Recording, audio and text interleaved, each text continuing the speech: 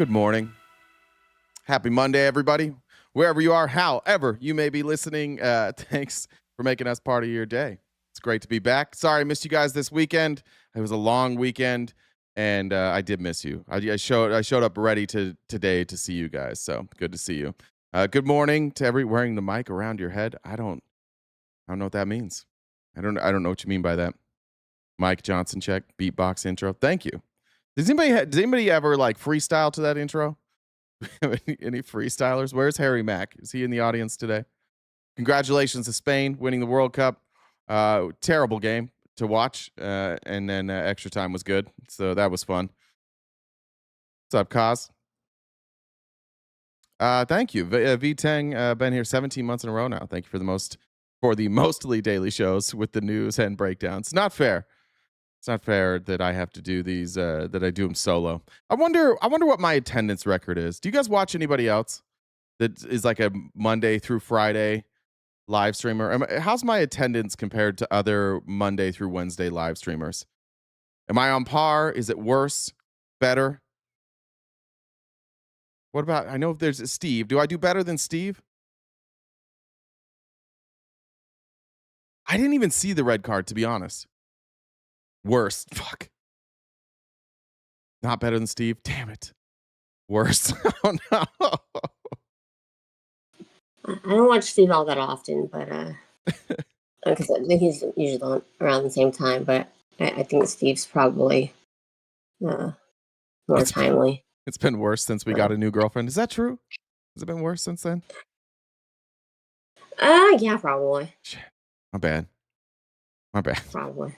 Steve's on twice a day now? Steve's doing, whoa. What's he doing at night? Is he doing debates? My Friday attendance sucks. Yeah, the Friday attendance is a little rough. That's true. Especially if it's a slow news day. I'll be honest, I was going out of town this last weekend. I went on a little mini vacation, so I was ready to go. Or other things that came into play there. But I probably could have done a later show on Friday, and I didn't do it. It throws me off when sometimes it's like I think I'm like a day ahead. I thought Saturday was Sunday pretty much all day. So threw me off. Well, what's new with you, Genevieve? Oh, just Jenna Burger. Hanging out. Jen Dog. Just hanging out, living the dream, like Amanda says. Why are you being elusive with this right now? I don't know what you mean. You're being very generic for all the updates we've been getting lately. This is coming off pretty generic. Genderful. I don't know what you mean by that. Gender fluid. Genjamin. Jutton. I still be button. Genjamin Button. Yeah. Jen Quellen. Jenston. Yeah, I don't know what it is. It's one of those. I like Genjamin, actually. That's probably my favorite. So Meg asked on TikTok about early bird dating. Wait, sorry, what? Sorry, Genron is great. It was terrific. Genron. All right, what were you saying? Something about your dates. Are you gonna? You haven't told me shit. Well, so to answer Meg's question on TikTok, that was the early bird. Elon Simp was a one and done. Just crazy. He was not an option. Is that what you call hit it and quit it? You call it one and done? Ew, no. I think we talked about this before. He reminded me of my father, and not like some people are into that. Me, that's just kind of. So that's why you quit it. Yeah, I hear you. Yeah, you tried though. You gave it your best effort. Yeah, well, I'm the roster's kind of in timeout right now. The whole, both genders, you're going full total timeout? No. I mean, just I'm not interviewing anybody new presently. So what's the roster size at? What's the roster size at? There's one. There's a potential candidate that like what one because there's no other candidates that you're considering right now? One because you've shut down the other candidates? What's going on here? You playing tennis now? I guess I'm I'm not entertaining anybody besides one person at the present moment. There's no label on it currently. You found a but pickleball. I'm kind of seeing one person right at the moment. You found a pickleball partner. What is pickleball? Is that like tennis on crack? You're about to find out. No, it's like lazier tennis. So the courts are smaller. The ball is like, I don't know how to explain it. It's like it has holes in it, I think, right? It doesn't move as fast. It's you play a lot of 2-on-2. Yeah, tennis without exercise. There you go, Meghead. It's like a little bit of tennis. Every time if you go past any community where there's older folks, you'll see people playing 2-on-2 tennis, and you'll be like, they seem very close to the net, and that those people are actually playing pickleball. Well, maybe that would be my kind of tennis, because I mean, probably not, but okay, I'd be more likely to probably do that kind of tennis than or pickleball versus tennis. We're saying your DoorDash orders are going to get a little bigger. Is that what you're saying? So I'm presently talking to one person. I'm not going out with anybody else. Jennifer. So there's no label on it currently, but I'm not going on other dates, I guess. I'm exploring with whatever this is. So. Well, that's devastating for the chat. I'm sorry to hear that, chat. I mean, we'll see how it goes. I mean, the male species does disappoint in general, and hoping that's not the case, but we'll see. All right. Well, actually, we're happy for you. Everybody, W Jen in the chat. Good job, Jen, narrowing the roster. All right. Do your thing, unless you have more stories to share. I mean, so like I said, I've seen him a full of times, and we're planning on seeing each other again on Wednesday. So that's where it stands currently. So. Kandarian man says you can tell them it's me. Is that true? I doubt that's you, because this person doesn't. No, that'd be very unlikely. They've not found the show yet. We could break them up. Don't worry, chat. Yeah. We'll run them off. You'll have your shot again. Yeah, that's gonna be our fault. Probably, for sure. Like after the one found the show and after Steven found the show and freaked out. I've been a little resistant on giving the deets. Sorry, Steven, wherever you are. We apologize for that. That's on us. But, yeah, so we can get going. So welcome, everybody. We do the show each day, Monday through Friday, except for the occasional skip on Fridays when Jay has other plans. But typically it's supposed to be Monday through Friday from 9:30 to 1. So glad you're here. We're live on the 3 different platforms: TikTok, Twitch, and YouTube. We do this. We need to hit a gift goal each day, because this is our job. It's how we keep the lights on and able to keep doing this. So Venmo, Cash App, PayPal, Super Chats all go towards knocking out that gift goal. The pay links, the PayPal, Venmo, and Cash App are preferred methods because they take less from us. So if you guys help us out with that sooner rather than later, that'd be awesome. If you're not a pay member or subscriber, wherever you're watching, you should become one, so you can join us for members only events. We have a new one coming up this Wednesday. Yep. So if you're in the Discord and you have a movie suggestion you'd like to throw out there, go drop those into the movie suggestion channel, and so you can pick one for this upcoming week. So yeah, like I said, if you're a paid member on any of the platforms, you can join us for those. If you disagree with our TV and would like to come up and have a conversation, how you do that is you send me a message on Discord. My Discord username is the same as the Venmo. So Jen with 2 1s, double 2 B's, the number 1. Check out the link tree in the bio. We're on most social media platforms. We've got merch. She's on Cameo. We upload these episodes to Spotify. On TikTok, it looks like we're getting people coming in. So if we tap the screen, get up to like 30K likes. Hi guys. We do have TikTok goals. If we can go towards that, so less likely to get taken down if we're tapping and gifting over there. That helps. And then if you're on YouTube, please like the stream so it can hopefully get pushed out to more people. So what do you call a Frenchman that was attacked by a cat? Frenchman that's attacked by a cat. I don't know. Claude.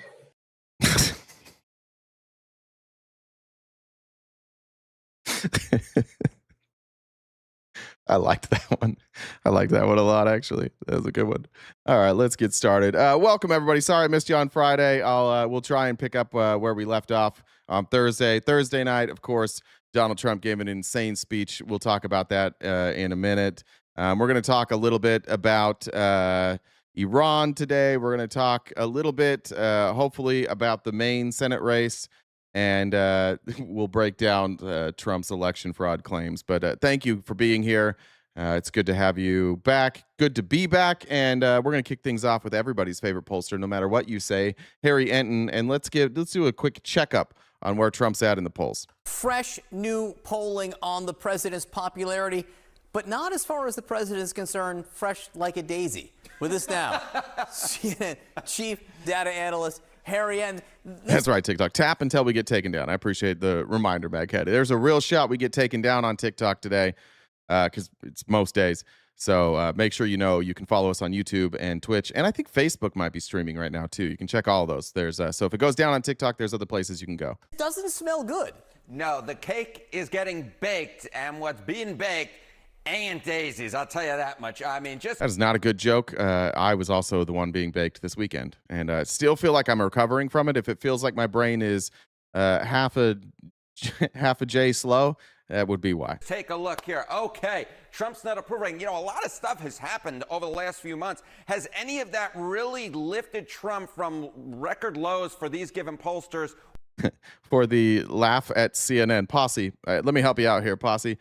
When you say ha ha ha CNN, you're missing. This is Washington Post and CNBC. These are polls by other people. Now, Harry Enton here is reading you what the polls say.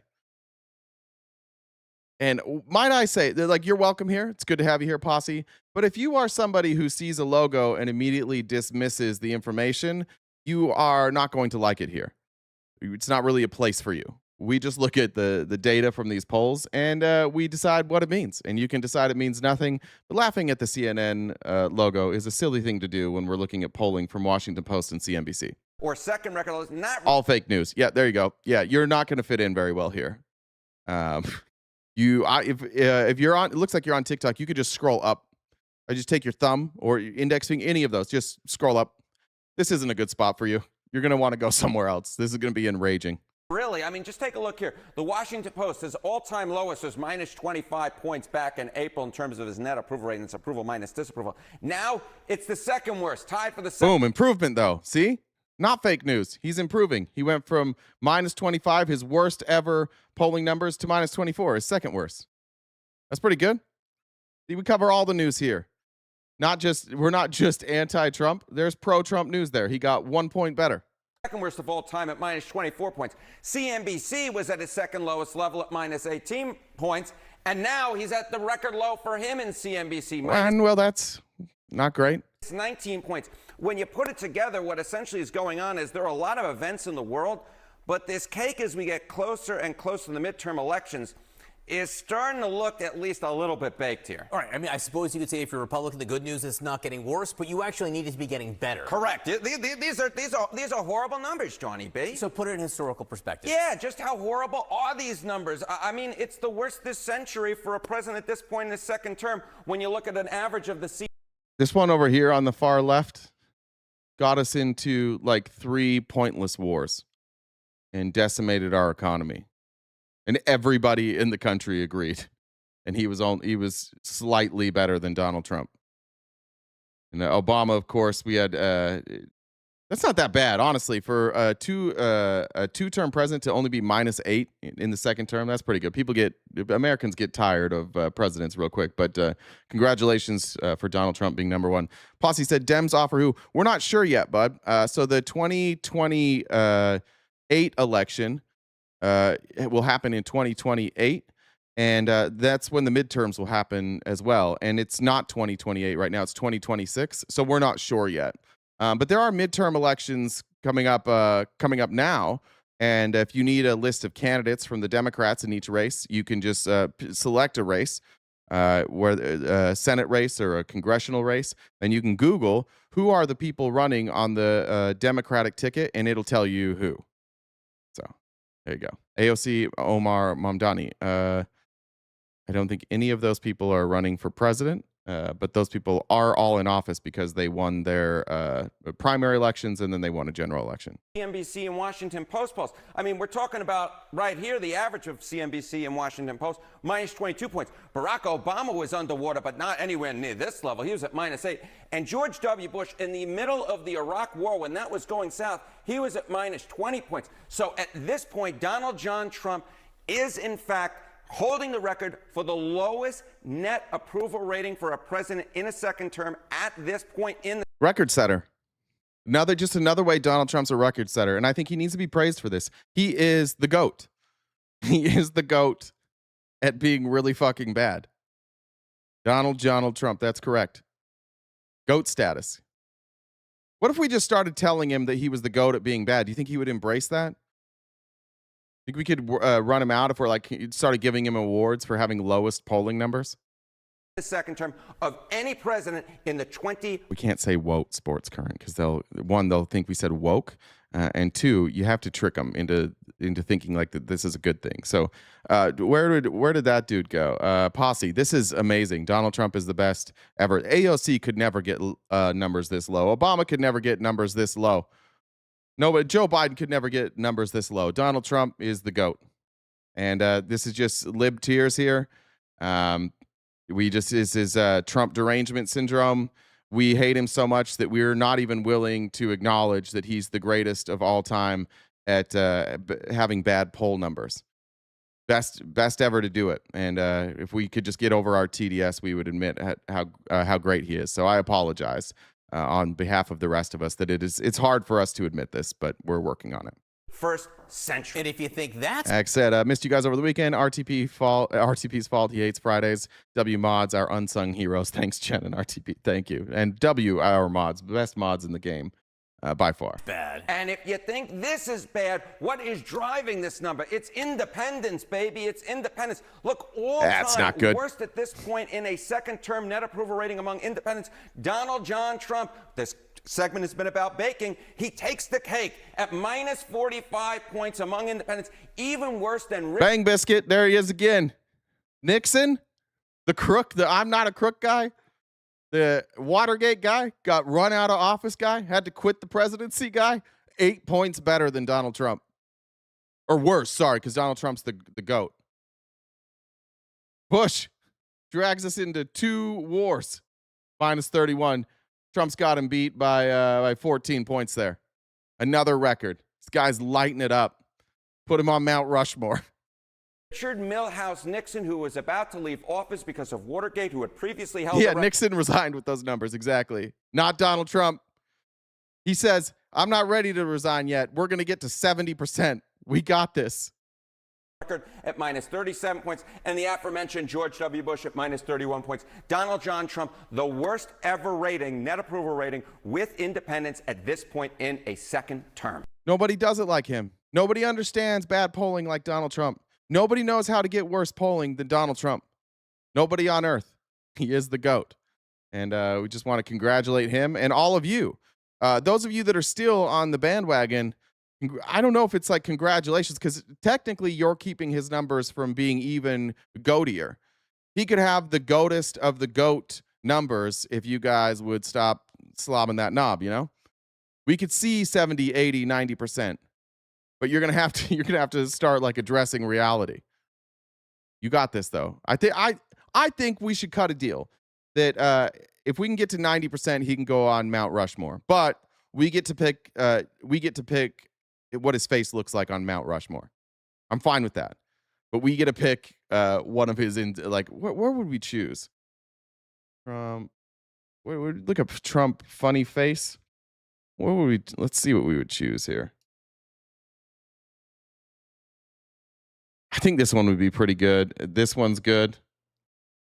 The hissing, that's pretty good. What do you think? Which one would we go? You got to get something that accentuates his nussy. I think that's important. His mugshot. No, he loves the mugshot. He loves that one too much. That's like his favorite picture of himself. That one's pretty good over here. That one, that's solid. I think it might be. It might be the Where was that one? I think it might be this one. Is this the one? Just a no, we're a polling channel, not a propaganda channel. You can help us and pick out Trump's Mount Rushmore. Ooh, this one? This one's kind of cute. I like this one. My vote is when he's sleeping. You're going to have to narrow that down. It's happening a lot. Yeah, you could tell me a date, like him sleeping on July 2nd, and you'd still have to narrow it down. Pink hair Trump, yeah, that one's nice. You really see, you got the nussy, you got the bronzer in full effect. You can see the white in the bronzer. You got the tiny little hands there, and the pink hair. Don't care. That's pretty good. Sleeping? Oh, you mean blinking? That's right. That's right. It's O-face. I do love this one. This is one of my favorite ones. The hissing.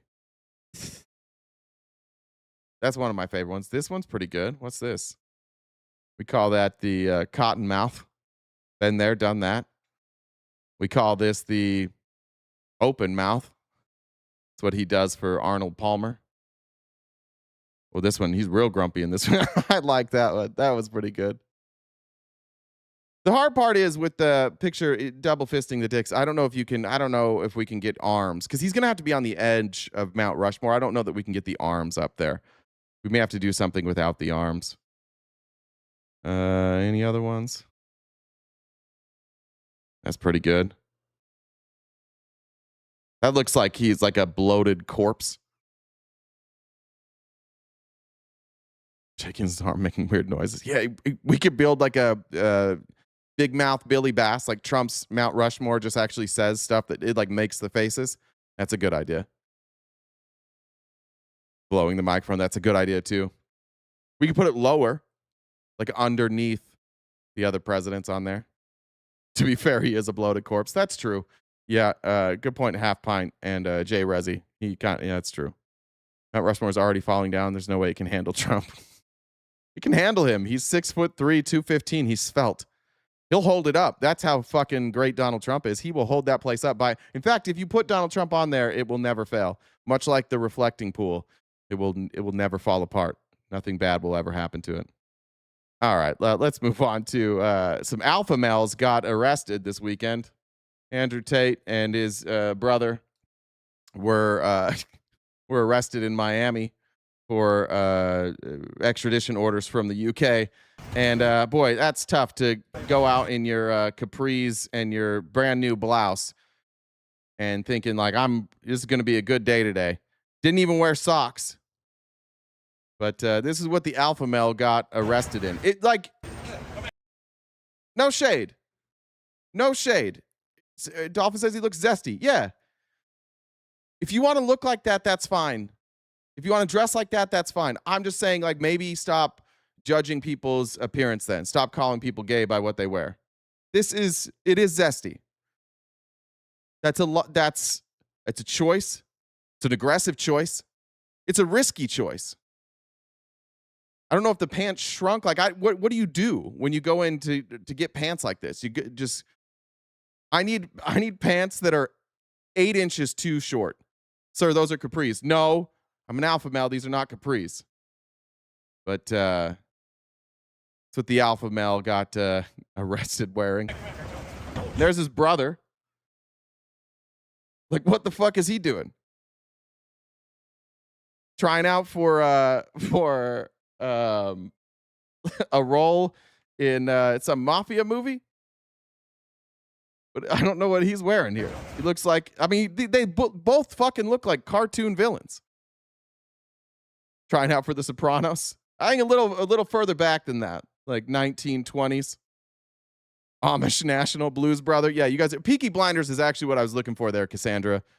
That's what I was looking for. 2010 Fedora Club vibe. Chicago. Yeah, he could be auditioning for Chicago. Dick Tracy. I mean, they were in Miami. I haven't spent a lot of time in Miami. I don't know. Is this how people dress in Miami? Guys and dolls.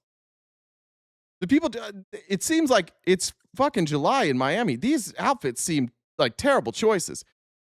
5 seconds in those pants in Miami, and I've got 8 ounces of fluid like in my underwear, just sweat. To be clear on that, I wouldn't be bricked up and finishing over wearing those, but I would sweat through that in 12 seconds. This guy's got on a 3-piece suit. They do dress like this. Okay.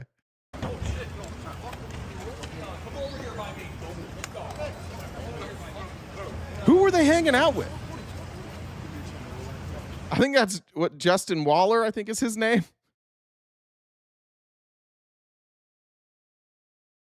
Like they look like MCs of the AVN Awards, but like 10 years ago. These are the guys that are educating our youth. Like, here's how you become an alpha. That's a lot of fashion choices. That's a lot of time spent thinking about your outfits, guys. Back up. Back up. Taking off his chains.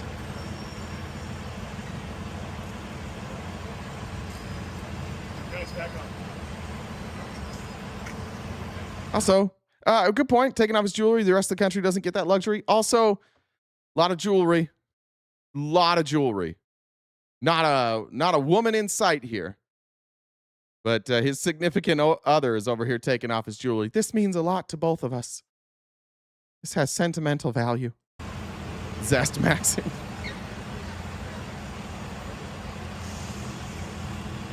Prince wore it better. Those might be Prince's pants. Those might be the length of Prince's pants. Oh, I'm sorry. We're being sinful for spreading lies. I'm sorry. We're covering these noted good Christian men. Sorry.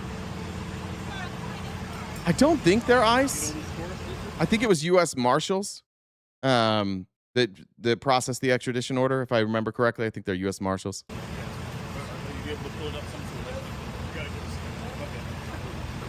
Is that a Mexico hat that the cop's wearing there? It looks like I think so. It looks like the Mexican baseball team hat. Has anyone checked in on Sneeko? Is he still buds with them? Oh, it's a Miami hat? Oh, okay. I had the Mexican flag colors. All right. Here's what Bedfordshire police said about this extradition order. So just and shout out to our friends over on Twitter. What is his name now? Now I'm forgetting. I had him on. Gadget. If Gadget's here, if you guys don't follow Gadget's been covering the Tates forever. I should see what he has to say today. He might have something. We may get him on, but he's got to feel good today. He's being countersued by these losers like every other month. He's had to raise like tens of thousands of dollars for lawyer fees for just accurately covering the Tates because they're such bitches. They try and sue everybody who reports on them. I'm Assistant Chief Constable Karina Thomas, lead for the Bedfordshire, Cambridgeshire and Hertfordshire Major Crime Unit. In 2024, the CPS authorised 21 charges against Andrew Tate and Tristan Tate following our investigation into allegations of sexual offences dating back to 2012. Following the initial charges being authorised, we have continued to investigate further offences reported to both Bedfordshire Police and Hertfordshire Constabulary. As a result, 38 new charges in total have now been authorised against Andrew and Tristan Tate, bringing the total number of charges faced to 59. The charges relate to 7 victims spanning a period from 2010 to 59 charges. 7 victims. If you don't know this stuff, like if you haven't followed the Tates, they've admitted all of their crimes. Like the crazy thing about everything that they're being accused of, there's videos for everything. They live their life on video. And early on, they were not careful about bragging about the crimes that they committed. And there's literally videos of Andrew Tate like whipping people with belts. There's text messages, voicemails of him admitting to like non-consensual acts. It's the easiest case in the world. These guys would, and it's wild. They've been in Miami multiple times. Like our country's DOJ was not very worried about them, but we do allow red notices from the UK, and I think that's what we got here is a red notice, and so we have to extradite them. 2017. Our officers have worked closely with the CPS and both national and international law enforcement agencies as part of this complex investigation. I can now confirm that officers from the United States have arrested both Andrew and Tristan. Are there people in the chat defending them? That's crazy. Crazy. They beat the charges in Romania? No, they didn't. No, they didn't. How are you an Andrew and Tristan Tate simp? Jesus fucking Christ. What's wrong with you? You're on the internet defending Andrew and Tristan Tate. They beat the charges in Romania. No. In relation to this matter, and they are being detained pending ongoing legal proceedings. We understand the interest that this case will generate, but we would urge the public not to speculate and to allow the legal process to be carried out correctly. I want to make it clear that there is no place for male violence against women and girls in our society, and we will continue to... All right. Didn't age well. So that's Bedfordshire Police. Here's Tristan Tate in April of 2025. Shout out to our friend Gadget here for this good work getting this clip. This didn't age well. Again, that's a fucking choice on your outfit there, my friend. You guys are wearing a lot of high heels, a lot of gender affirming care from these folks. That is not his original hair. You can see it looks like we got maybe a sprayed line there, trying to hide the receding hairline just a little bit. Not all the way, but a little bit. Looks like we've sprayed some on there. A lot of gender affirming care for these guys. I am going to go back. I've heard that England have some criminal case on me. I'm going to fly my ass in there and knock on the door to Bedfordshire Police, say, what do you idiots want, after I've won everything else? Fuck them. I'm going to go back to England. You know, I'm an English person. I'm going to go back to my home country. And Well, he's back to Bedfordshire. He didn't knock on the door. They came and got him. I'm not going to let propaganda or corrupt police officers trying to make a name for themselves, or politicians who want to say my name in Parliament because they know it will go viral on X. It's their only chance to ever go viral. Name one politician you've seen going viral for saying Tristan Tate. Most people don't know Tristan Tate exists. Most people only know Andrew Tate. This is a lot of arrogance for a guy that, like, even the people that know who Andrew Tate is, like 50% of them know he has a brother and that his brother's name is Tristan. I'm not going to let those people scare me away from my birthright, which is the fact that I can travel in and out of the United Kingdom as and when I like as a British man. I am going to go back. Yeah, well, turns out you can't. Turns out you can't do that. Turns out you can't just go wherever you want. Turns out charges are sticking. For the record, I double-checked on Romania. They won. Their case has not been dismissed. Reuters in April reported that the Romanian court lifted the judicial control restrictions, but the investigation is still ongoing and the charges are not gone. So they've won like some procedural battles. The investigation still continues. So no, they didn't beat those charges. But that's what they told you when you watched them. You probably subscribed to their dog shit coaching program, and you probably heard them say that they beat all the charges. They are not beating the charges. Did he say propaganda instead of propaganda? He might have. All right, that's plenty of time spent on the Tate brothers. That's enough there.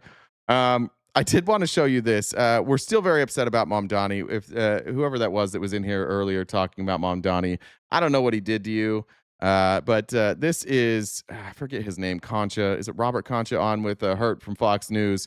And they're running out of shit to complain about with Mamdani. Mamdani's doing so well. Now they're complaining about the things that he's doing well. Here's another example. Let's start off in New York City, where Mayor Zoran Mamdani wants to babysit your kids. Oh, no. Next month, the city's Parks Department is set to host a Parents' Night Out, where New Yorkers can drop off their kids at a city rec center for free babysitting. What could... Oh, no. Not free babysitting from the Parks Department. Oh, no.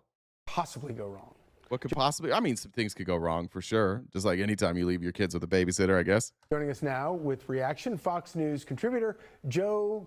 Coked out Joe. It's Joe. Yeah, Joe Concha. Joe Concha, fresh from ripping lines. Just absolutely devastating a bathroom mirror. Look at that guy. He's doing great. Coked out Joe's here to tell us all about the dangers of the government watching your children. That's a real person they brought on Fox, and nobody said to him, bro, could you look less surprised, please? It looks like you're trying to like open your eyes over the top of your head. Cash eyes, yeah. Concha, I'm assuming from that look on your face, you're not going to be dropping your kids off with Zoran Mamdani. No, Charlie, you've met my kids. I mean, would you trust your child or children with a total stranger? I mean, what? Yep. Yeah, my kid goes to school. I didn't know any of those people before my kid went to school. What the fresh hell is this? Hey, honey, let's go bowling tonight and leave the kids with Commie Kindergarten. I mean, Yeah, not a bad idea. I don't know about the commie thing. Kind of a good line, actually, for Cokehead here. Not a bad line. If you're going to, like, it rhymes. Or not rhymes, but it goes together. It flows. It's not bad. where are these babysitters being recruited from? Like Rikers Island? Because the No, the Parks Department. They're being recruited from the Parks Department. Now, listen, this is how far they've lost. Like, this is how far they've lost it. In order to make babysitting dangerous, they have to call it Commie Kindergarten and then say, where are they getting these people from? like Rikers Island, because the mayor just watched the World Cup there with inmates, which is totally normal, by the way. It's not totally normal.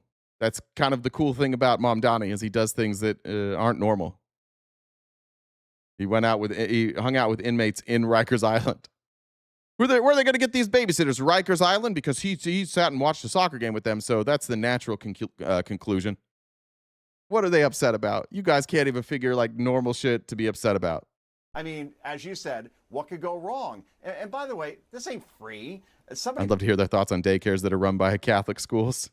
I love them. I like it when they hit the children. Axel said, in your opinion, which smells worse, girl fart or guy fart? Been arguing with my girl about this, so I appreciate any input. It's a good question. I got to say, when I'm not married anymore, when I was, I had the more boisterous, but not the more smelly.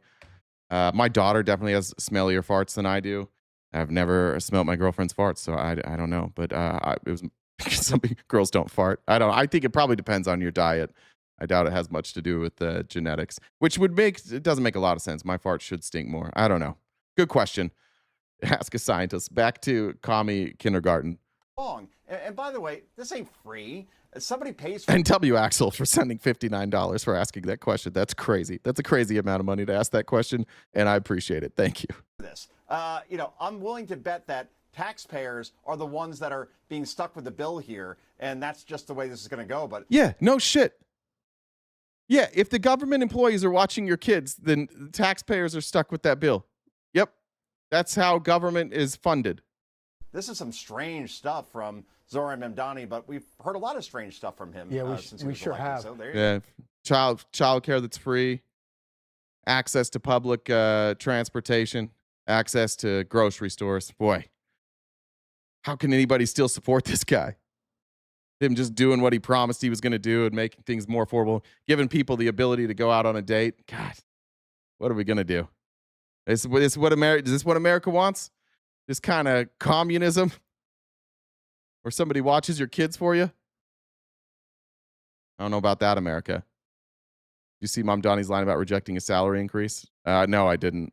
But, as funny and ridiculous as this is, millions of people do drop their kids off with New York City employees every day, and they get the same thing that Zoran Mamdani has been teaching voters. So, there's that. Let's go to this. So, Who you talking? Commies go home. Who you talking to, bud? No commies around here. Relax. Fake news, CNN. It's crazy to be a anti-communist right now. It's crazy. You're literally fighting against nobody. You're not talking when you say fuck the communists, I hate communists, go home communists. You're not talking to anybody. There's no communists. They don't exist. You might as well literally be saying like go home scarecrow. There's no walking, talking scarecrow. Nobody's running as a scarecrow. There's not a single one of these people who is a communist. That's how low MAGA has sunk. Just call everybody a communist, which doesn't make any sense. Nobody cares about the difference between socialism and communism. The lines are too thin. That's what I would say if I was a dipshit who kept calling everybody a communist too. Nobody actually cares about that. If nobody cared about it, you'd stop being corrected. You mean you don't care? I don't want to learn new things. Oh, thank you, Jen. Jacob said, check Discord general chat for my picture of Trump Rushmore. Let me look real quick. Did you get, Jen, can you get me Jacob's for Trump Rushmore so I don't have to scroll through it? I'll pull that up here in a second, Jacob. What did Jen make? Oh my God. It's in the chat. I already posted it. Oh, is it this It's there. one? Is it this one?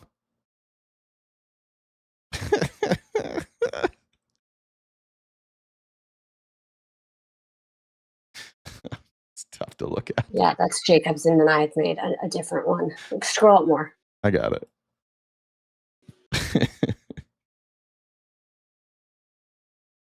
What are these beer cans doing here? What are those? Jacob, that's pretty good. Well done, Jacob. W, Jacob. Well done. Can't really run for office with the brand of communism. Yeah, no, you can't. But also, you can't because communists don't believe in government. So it doesn't make a lot of sense, right? It wouldn't make a great deal of sense. Mom Donnie's just out here trying to help regular people, and it's making people upset. We talked a little bit about the cyclosporiosis, which was the diarrhea that you get from lettuce. It seems like this is as of Friday. I haven't double checked. It seems like they have found the original source. It's like some big food processing company, and that's why people kept getting it from Taco Bell. Because that's the lettuce provider that they use, and then once they stopped using the lettuce, people stopped getting the diarrhea. Shout out to you if you got that diarrhea. Sorry about that. It'll be a fun story. But I like this. Decoding Fox News, who we use regularly, just showed like how the two networks discuss this differently, and how far out of their way Fox News has to go to just not inform their people. 21 different states are hospitalized because of a parasite.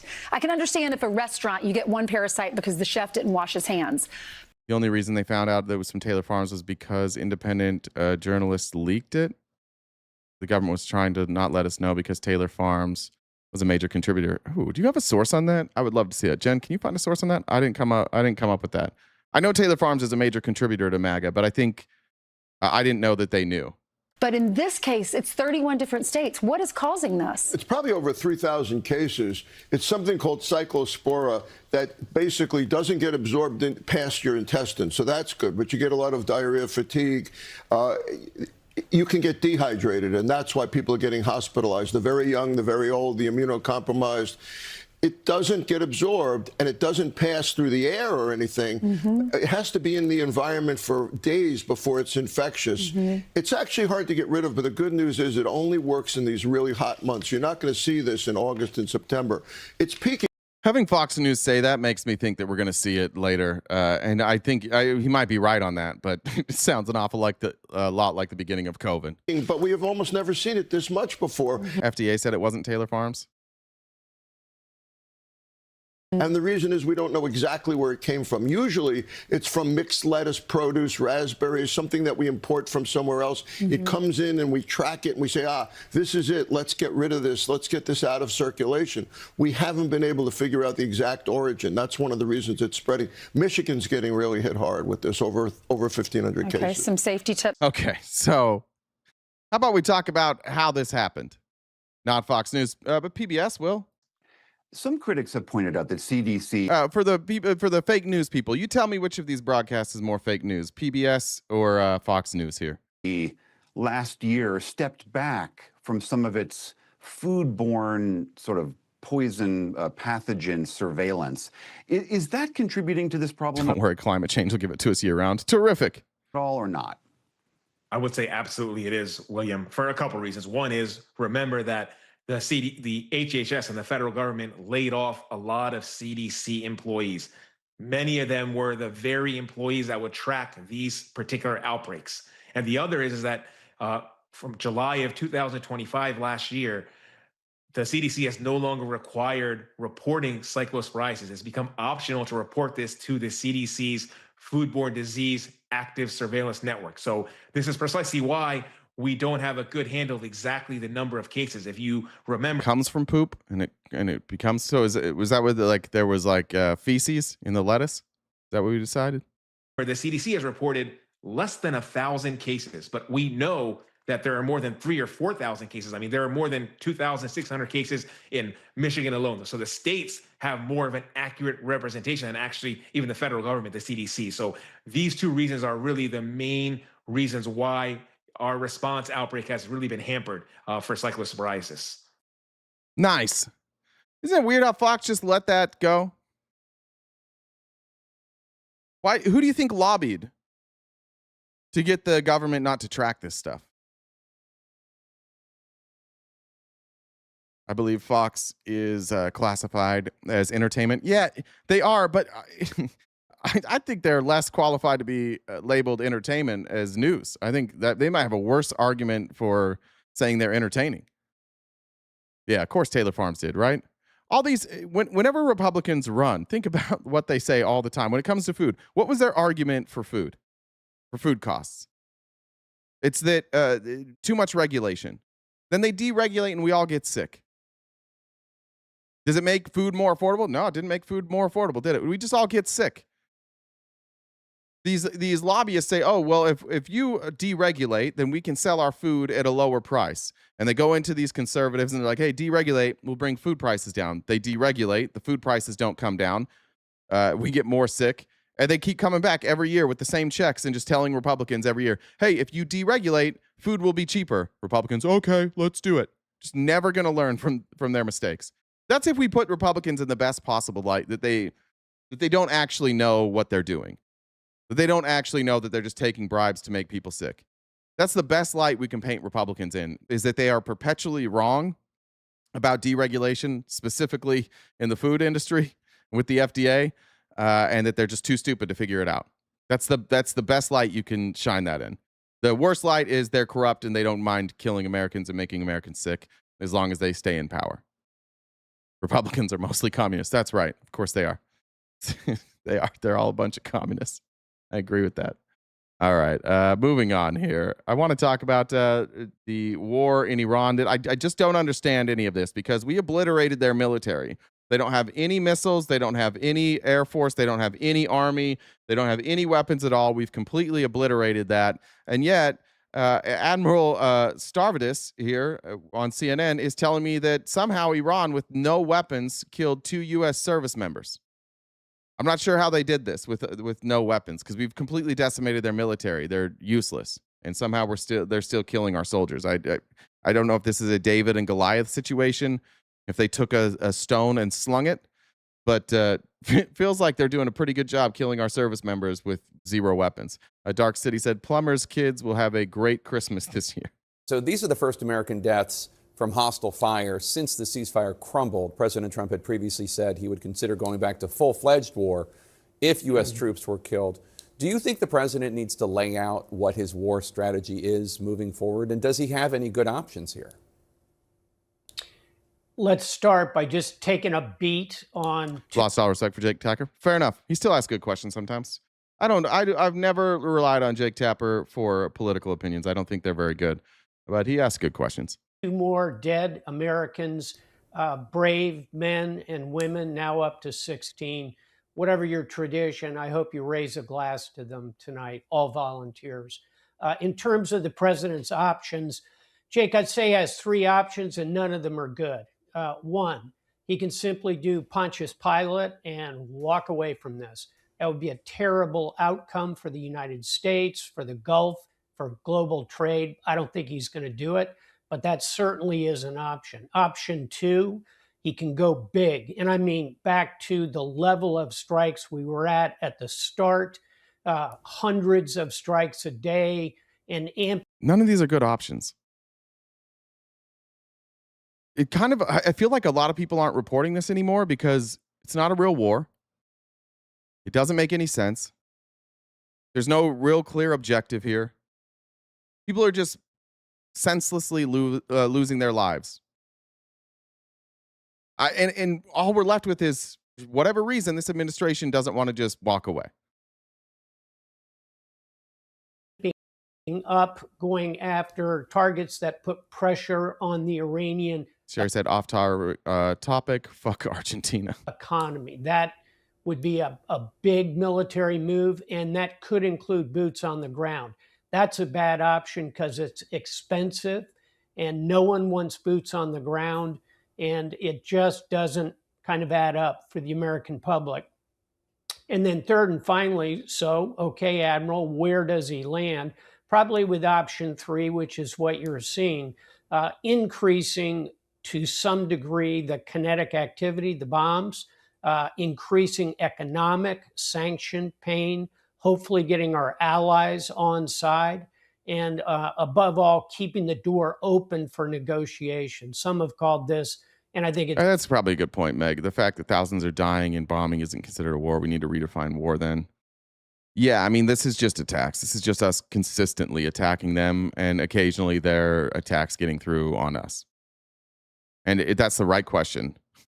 Bongan stuff. To what end? What's the goal here? What do we get at the end of this? It's accurate. Escalate to de-escalate, to force them back to the table. Before these deaths were reported, the Wall Street Journal reported that Iran has adapted to U.S. defenses, and Iran is now capable of firing missiles. We say this pretty regularly, but I appreciate you saying that. Adonzable. Is that what it was? You said, why do you care? These soldiers were likely Trump supporters. You want them dead? No, we don't. But those are your thoughts. You think that I think that, and you think that the people in this chat think that because that's what you think when it's somebody who supports Democrats. You don't care if they die. That's your view on immigrants. You view immigrants as like the enemy, and so you don't care that they die or are mistreated. That's just a view into your own head. I don't think anybody should be dying for I don't even know what we're dying for. I have no idea why we're fighting Iran right now. So that they don't have a nuclear weapon? Okay, they don't. They never have had one.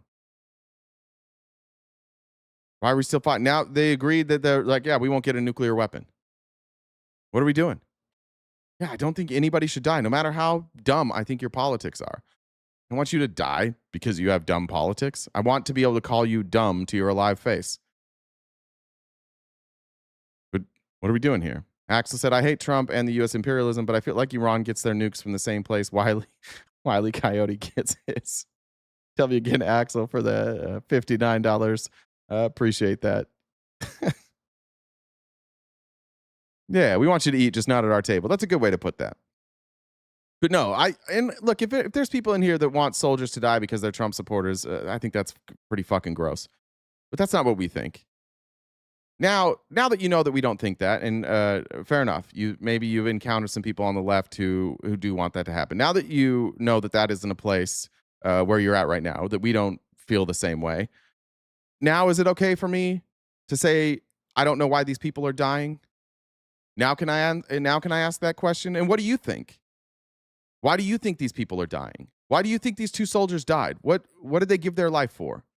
He said, they're volunteers. They volunteered to serve our country.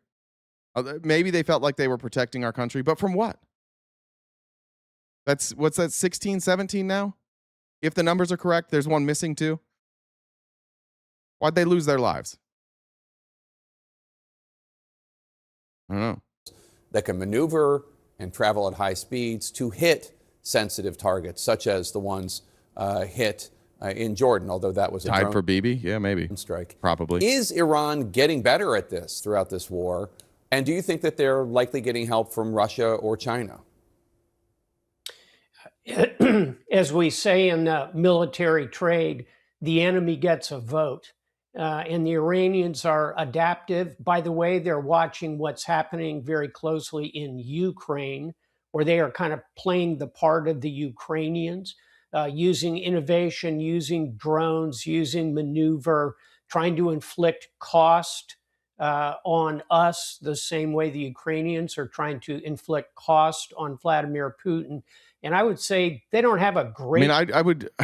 I would try and reach out and find a middle ground on your empathy and compassion for innocent human beings. But I know that we're not going to find that with many of you MAGA for the people in Iran. I don't know why you don't care that innocent people are dying over there. We literally, in order to get any sort of compassion or empathy or sympathy, we have to talk about the 16 people who have lost their lives that are members of our armed forces. And even then, it's hard to get you to care. It feels an awful lot like there's one life, like two lives that you care about, yours and Donald Trump's, and that's about it. Anything bad happens to Donald Trump, you won't shut the fuck up about that ever. 30 years from now, you're going to be talking about how somebody like the left tried to kill Donald Trump. But you won't care about these kids who were blown up in a school. You won't care about the kids who were blown up playing volleyball. You won't care about these apartment complexes that are blown to smithereens. Everybody in the apartment complex dies. There's one person they're going after. You could make an argument that the person they're going after isn't guilty of anything. You'll notice Iran isn't taking out our military leaders. They don't do that. It's just a thing that we do. We take out military leaders that we don't like. We're just out here murdering folks. Nobody can tell us why. And now it feels an awful lot like Trump's just going to keep doing this because he doesn't really know what to do. He doesn't want to put boots on the ground. He can't retreat because he's such an egomaniac that now we're just going to spend billions of dollars. More people are going to lose their lives because Donald Trump has an ego. And some of you, your ego is so big that you won't even admit that this is a catastrophic failure. That this war is absolutely useless. And you're like, oh, I can't ever admit that. I have to stand by Donald Trump.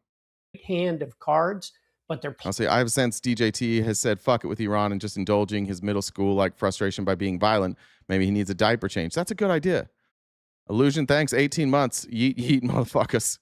Appreciate you being here for 18 months, a member for 18 months. A reminder to all of you, you can become paid members on YouTube, Twitch, or TikTok, and you can join us for members-only events. This Wednesday night, we will have a members-only event watching a movie together in Discord. We might do, I think there's 2 more episodes of Life, Larry, and The Pursuit of Happiness, so we may just watch those, but I'll let you guys know tomorrow. If you have suggestions and you're already a member in the Discord, there is a channel for that to give your suggestions for movie night. And then just a reminder, we are crowdfunded, so you can see that gift goal in the bottom left corner, which is not updated. I'll update that in a minute. That's how we pay our bills. We rely entirely on viewers appreciating what we do, donating either as members or daily donations. So if you can help us out in that way, that would be greatly appreciated. Venmo, Cash App, PayPal, and Super Chats are the way to go. And then TikTok, keep us alive when you can gift. I appreciate that. That keeps us from getting taken down. Top viewers every time, La Ralia and Johnny D. Appreciate you guys as always. And then Christina from Jersey, Cassandra, and Positive Impact rounding up the top 5. Thank you guys so much. Let's continue this video. Playing it pretty well, kind of reminiscent of the North Vietnamese in the war in Vietnam or the Taliban in Afghanistan. So they're working to make us determine that this candle is not worth it. Bro, you are insane. We cannot let Iran have nukes. They don't have nukes. They've never had nukes. How is this stopping them from having nukes? They've agreed multiple times not to have nukes. They agreed in the JCPOA not to have nukes. They agreed before this war even started. They agreed to not have nukes. You have to be the dumbest motherfucker on earth to still believe that shit. They have agreed to not have nukes every single negotiation, every single time. This is not about them obtaining nuclear weapons. And you have to be oblivious, blind, and have your ears shut entirely to believe that they are pursuing nuclear weapons. They have agreed to this every step of the way. I don't know. I don't know what you're watching. The game that we would, in fact, ultimately walk away. I don't think they'll succeed at that strategy, but it's certainly the one they're pursuing. And they are thus far at least hanging around the hoop and staying in the game. What do you mean, yeah, and they are perfectly honest? Have they ever obtained nuclear weapons? Have they ever broken their agreement to not obtaining nuclear weapons? No. They 100% they follow through. This is what, just think about what you're saying right now. What you're saying right now is no matter what they ever agree to, we just get to bomb them. No matter what any country agrees to, we just get to bomb them. You are setting an impossible standard that makes no fucking sense. And the reason it doesn't make any fucking sense is because you're defending something that makes no fucking sense with a president who makes no fucking sense because he can't make any fucking sense because he's lost his fucking mind. So you just say dumb shit like that. Okay, we're going to bomb California because we don't want California to have nuclear weapons. California's not developing nuclear weapons. Well, somebody in California said they want them, so we're going to bomb them. And then they're like, we promise not to get nuclear weapons. And you're like, okay. And then you just keep bombing them. Your logic makes it so that we can just continuously bomb people in the Middle East without ever having to show any evidence. That's how we got into the Iraq war. They have weapons of mass destruction. Nobody in America was like, we need evidence of that. After the war, it was like, we didn't have any evidence of that. You're that. That's you. You're the people that, 10 years later, are still like, yeah, Iraq has weapons of mass destruction for sure. For sure, that was a totally justified war. They've never had them. They've never been close to having them. They're certainly not close to having them now. So what the fuck are we bombing them for? And they've agreed to not have nuclear weapons. Before we dropped the first bomb, they agreed not to have nuclear weapons, both in the JCPOA and in negotiations. The Omanis and the Qataris have both confirmed this. Iran has said this. Everybody involved in those negotiations has said that they agreed to not have nuclear weapons, and then we bombed them anyway because Israel said we're doing it with or without you, which is a threat that they gave every single president before Trump. They gave the Biden administration that threat. The Biden administration said, go for it. They didn't do it. They gave the Trump administration that threat. The first Trump administration, the Trump administration said, go for it. They didn't do it. They tried it with Obama. They tried it with Clinton. They tried it with Bush. They have tried this with every single president. Every single president called their bluff. Every single time they were bluffing. And Donald Trump is the only one dumb enough to be like, oh, okay, oh, you are? Oh, we got to go with you. And Marco Rubio has confirmed this. This is an opinion. Marco Rubio literally went on TV and said, we weren't going to bomb them, but Israel said we're going to bomb them. And since they are our ally, we went with Israel. This has been confirmed. This isn't me making shit up. I'm not telling you a story that isn't true. You can find the video yourself. Marco Rubio confirmed all of this. And imagine at this point still being like, I'm just going to stand with Donald Trump no matter what. I'm just going to justify the unjustifiable no matter what. I'll never leave your side, sir. It's getting pathetic. Every time I ask you guys to tell me why we're in Iran, they're like, you can't get a nuclear weapon. They just can't do it. Okay, they don't have one. Well, they could, so we better keep bombing them. It doesn't make sense. It's like the only time you would stop bombing them is if they actually get a nuclear weapon, because then they could fire back. You're creating an incentive for them to actually develop a nuclear weapon. Because at some point, they've got to go like, all right, we don't have a nuclear weapon. They're bombing us so that we can't have a nuclear weapon, but we're not obtaining a nuclear weapon. So maybe we ought to get a nuclear weapon so that we can threaten them back.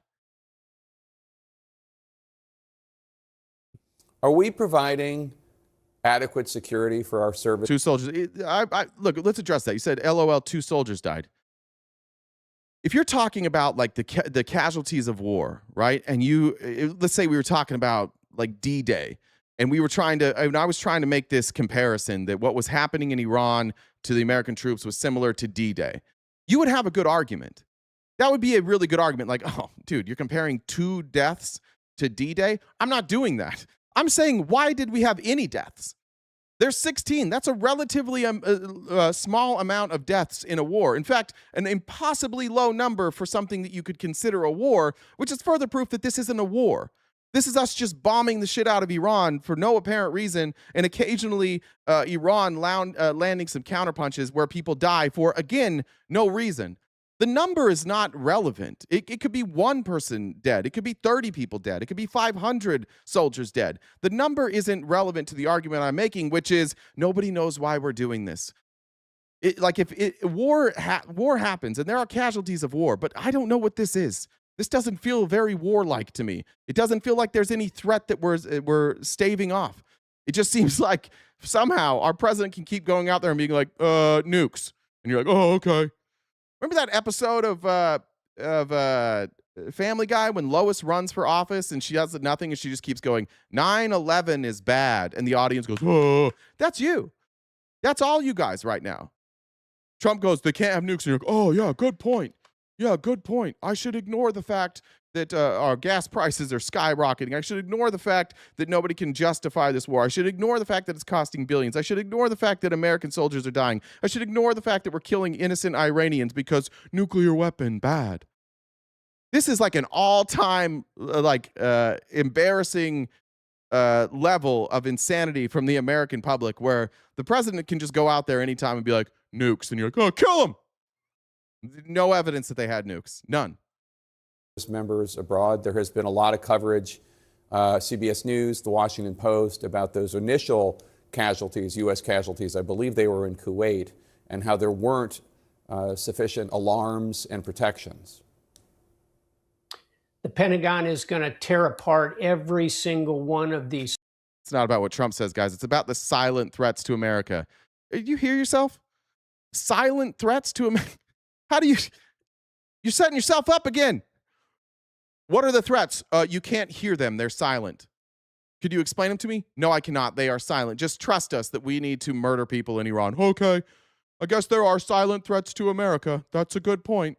Strikes Here, I'm confident they will do whatever it takes to increase the protection.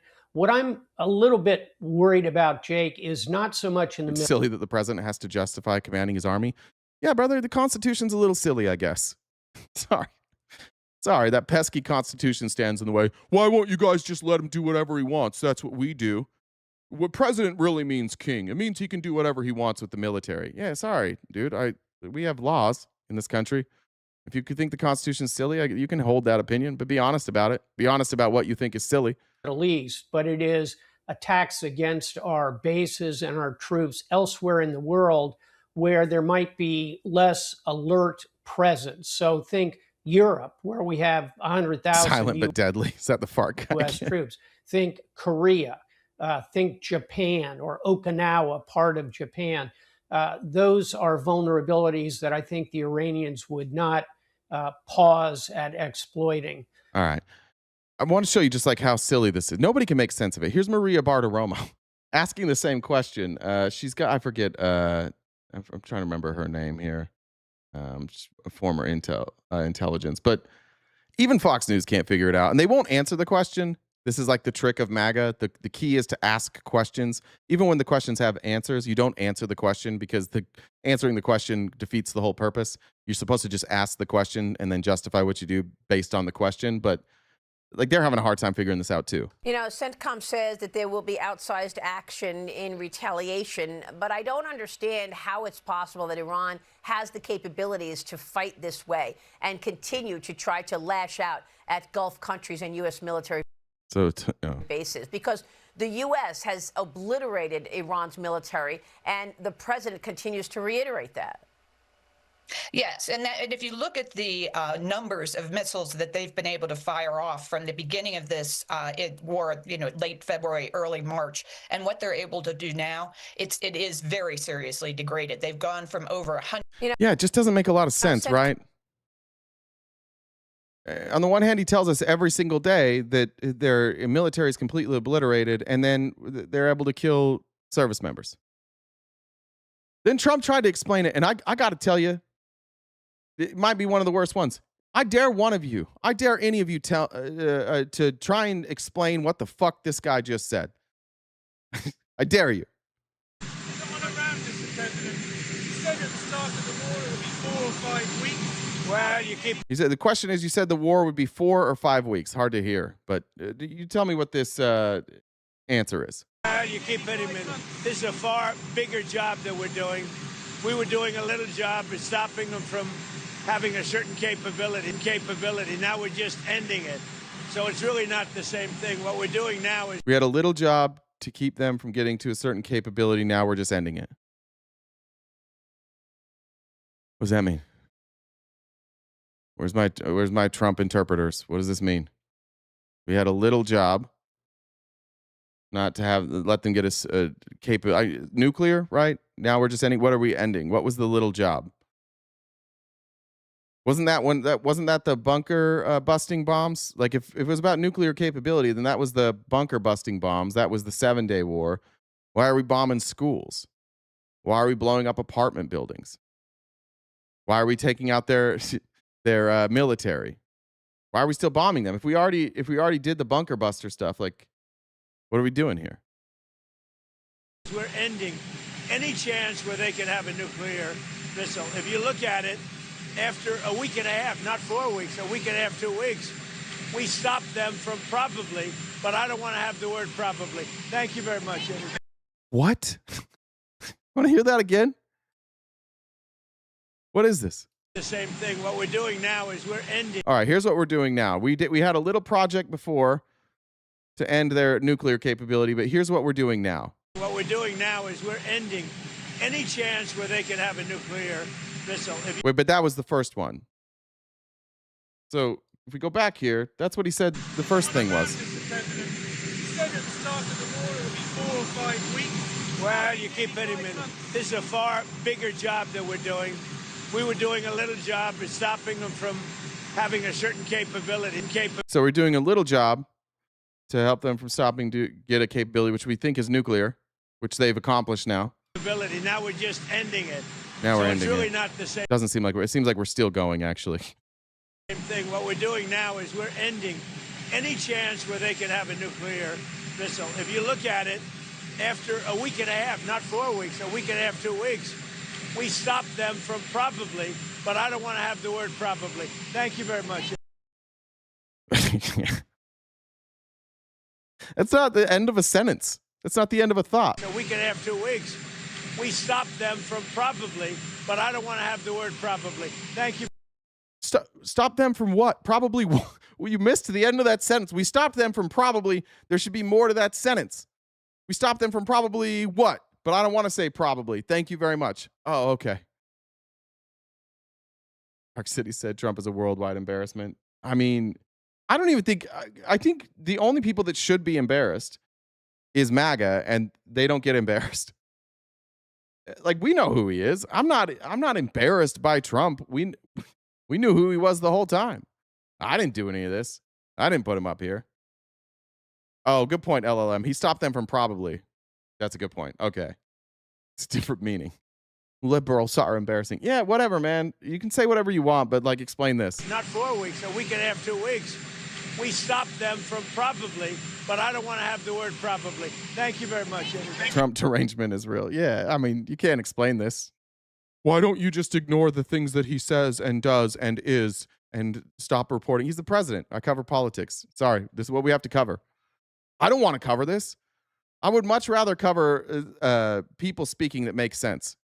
I don't like having to interpret what Donald Trump says. Yeah, speaking of people who sometimes make sense, but are you're all going to get pissed. It's Bill Maher here. Bill Maher is now saying that his vote in 2028 is in play. And the reason I'm showing this is because I do think there's a ton of Bill Mahers out there. And I do think that somebody's going to have to figure out how to message to people like Bill Maher. People who are arrogant in their opinion without any real understanding of what they're saying. And their fear of the word socialist and communist is going to drive them to the right. You can see it in the chat here. Everybody on the right that comes in here, they don't have any good arguments. It's just consistently, I'm afraid of socialism and communism, which isn't headed your way. And that's who Bill Maher has become too, just intellectually lazy. But there's a lot of people like Bill Maher that could be picked off. And we'll talk about a little bit about the messaging that can pick these people off. But we got to do something about the Bill Maher crowd. I told J.D. Vance you're open, your vote is up for grabs. Yes, my vote is in play because it can't be Trump running. So I'm not living in communist America. I mean, I know the talking point is that, well, it's not communism, it's socialism. Okay, I've read the quotes from the DSA platform, from their own mouths. Don't tell me I'm not seeing what I am seeing. And DSA, again, they say things like, takeover of key industries, government. That's communism. There is a definition. By the way, Trump's doing that too. Of course. Yes. And it's also not called communism. It's not. It's called taking over the key industries. And to a degree that we haven't seen any other president, Democrat or Republican, do. That's crazy too. He's got a piece of intel. He's got a piece of the AI companies. He treats everything like it's a real estate deal. By the way, if somebody asked me, and somebody did ask me this recently, like, can you name one thing Trump's doing that you like? That. I like that. That's legitimately the only thing I like that Donald Trump is doing. He did it with Intel. He did it with NVIDIA. He's saying if you want exceptions to sell your product, then the American people are going to own 10% of your business. I wish it was higher, but that's the only thing he's doing that I'm like, yeah, that's good. If we're going to give billionaires tax breaks, then we should own part of their company. I love that. I'm a big fan of that. I think we should be careful with that argument. I think that's how you get some of these people over. I think you'd say, like, we actually kind of like that. Maybe some of you are more moderate and you don't like that. I like that. I think that's a good idea. Yeah, but he's pocketing the profit. Not of this. Donald Trump's making his money off of trading stocks. It's not like he's getting them to give him stock, and then because he's the president, he's saying that America owns it. Like, we'll have to see the contracts. I don't know how they all shake out, but I'm a fan of this. totally communism. Well, communism doesn't have a government, so that doesn't make sense, Frank. By the way, the TP joke that you're doing, that people stopped doing that like 3 years ago. That one's already been done. You could try again, but no, it's not communism. It's what China does. China just says, hey, if taxpayers are giving you money, they should expect something in return. You bragging about your profits is not a return on investment for the taxpayers. They should share in the profits. If we're going to subsidize your company, we should share in the profits. I'm a fan of that. I think we should do more of that. Or I don't know, he's an agent or something. He always wants to. Thank you. Good point, HBB. It's just more of an example of state capitalism, not communism. Agreed. Or 15%. So you want to see Democrats win in the midterms? Absolutely, and they will, because it will still be a referendum on Trump. So I think. Look what happens when you say China. They just put you, communist China. I'm just saying that China does this exact same thing. What are you arguing? Are any of you arguing that China doesn't do this thing? Are you saying for those of you that are saying that, like, are you upset with Donald Trump for doing this? Are you saying that I'm wrong, but Donald Trump is right? Or now we got to figure this out. Is Donald Trump wrong? MAGA, do you think it's wrong for Donald Trump to take 10% of these companies? Or do you agree with it?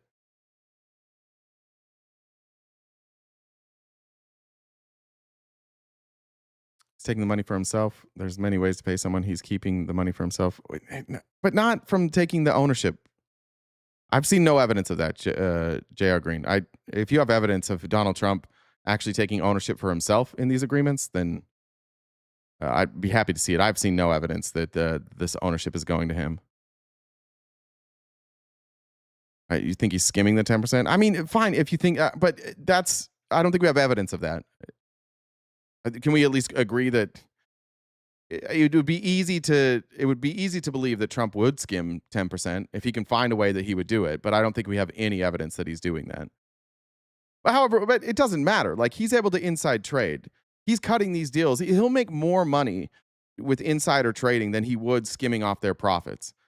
Remember, a lot of these companies, like, they're not turning a profit. A lot of the companies he's getting ownership stake in, there is no profit to share. And they can probably figure out a way to just make themselves look not profitable.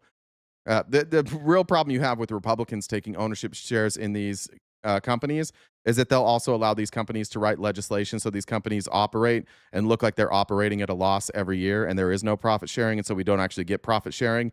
I'd say if you're going to make the argument for Donald Trump taking the 10%, and this is in Maggie Haberman's book, by the way, and what's the other guy's name? I always forget. Maybe I'm sexist towards men. Jonathan something, right? In their book, it actually talks about these negotiations with Jensen Huang and how Jensen Huang just ate the 10%. But if NVIDIA doesn't make profits, if they show that they're not making any money, then we don't get any return there. So that's the problem with Republicans both taking the ownership stake and then being out in charge of writing the tax law, is they'll just cut these people out.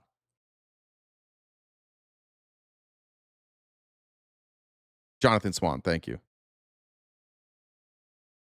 Democrats will do very well in the midterms. 2028 is a different story, because by then, this wing of the party, this new wing. Well, can I just say this? Sorry, I keep pausing it, but half good night. Good to see you, buddy. I would say this. We say, let's be clear, Trump never does anything for the American people. I would say solely. But if Donald Trump can do something that benefits the American people and can also benefit him politically, he'll do it. It's not that I don't believe Trump wants what's worse for the American people. It's just that he will always choose himself and those who are speaking to him, because he's dumb and he's intellectually lazy. So the people around him that give him money and tell him how great he is, he's always going to do what benefits them first. And sometimes those converge and it can be a benefit to the American people. Most of the time it's not. But I agree with you. He does not care. He doesn't give a flying fuck if it helps people or not. But sometimes he does things that potentially could help. Yeah, I'm with you. The Nazis were liberals. They were. They were sound like conservatives to me. They wanted to. I don't know. I'm not a liberal, so I don't care. You can maybe the Nazis were liberals. Fair enough. Good argument. Fuck the liberals. Be a progressive. Oh, gotcha, Jen. I see. Cam said, dude, you don't get it. You've clearly never probably'd a kafefe hamburger with a lawmaker before, fucking commie lib. That's a good point, Cam. That was one thing I didn't think of. That's true. I've clearly never probably'd a kafefe hamburger with a lawmaker before. That's a good point. I did not think about that. Well done, my friend. Well done. Okay. With all the energy, and it's not just a few people anymore. Every day I read about a new person in some Colorado and Wisconsin, somebody who is saying some variation of not defund the police, abolish the police. No prisons, no police. Like, what world do they think we could possibly live in under these conditions? It's just a level of nutty that I'm so glad that whenever it was, I was like, no, I'm not going along, because this is where it ends. Could you see yourself voting for J.D. Vance? Yes. If this is the Democratic side, yes. Now, you have interviewed several of the possible Democratic candidates for 2028. How do you assess? Who do you like? Oh, I'm not going to ruin future guests by telling you that, John. How ridiculous! I know who he Great. likes. We all know who he likes. He likes the AIPAC folks. Probably likes Fetterman. Probably likes Shapiro. Probably likes Elise Stefanik. Probably likes what's her name? The one that's not Elise Slotkin. Those are probably the people that he likes. All right. But let's go here. I do think Maine is giving the blueprint. I want to talk about this because this is scary. I fucking hate Graham Plattner, and I fucking hate Graham Plattner for a lot of reasons. Number one, and most importantly, is that he was an abuser, and he hid that from people and pretended to be something that he wasn't. I also hate Graham Plattner because he left us in a situation where in Maine we have to replace him, and there's not any real perfect candidates. And here's what we've got in Maine. It's Troy Jackson now. We know that's the replacement for Plattner. This is who it's going to be. And what sucks is that Troy Jackson also has a history of, not the same type of history as Graham Plattner, but a history of voting. He was a former Republican. Then he was a pretty generic Democrat, but he always was on the side of workers' rights. And his shift from Republican to Democrat seems to come when he worked with the unions to protect jobs in Maine. But his voting history is going to come off looking like a Republican and a moderate Democrat, and not in line with what we see like modern progressive values. That being said, he's doing the Graham Plattner, and he's like, but I'm different now. Now we have to decide whether or not we're going to believe Troy Jackson. Movements are not built on debate stages. They're built in union halls. They're built at kitchen tables. By the way, I'm showing this because I think he has the messaging down. This is great messaging. On picket lines and conversations with neighbors. They're built by people like you. I'm running for the logger in Allagash who does not think that anyone in Washington knows about them. I'm running for the nurse that's working another double shift because their hospital's understaffed. And all the while, billionaires and massive corporations are making record profits, buying influence in Washington, and telling the rest of us that there is just nothing that we can do. It's time for an everyday working class person to actually be able to lead and get the things that we've wanted forever. And I'm so excited to stand with all of you. Thank you. God bless all of you. And let's get to work and win this damn thing. All right, got the messaging down. He's been asked some tough questions.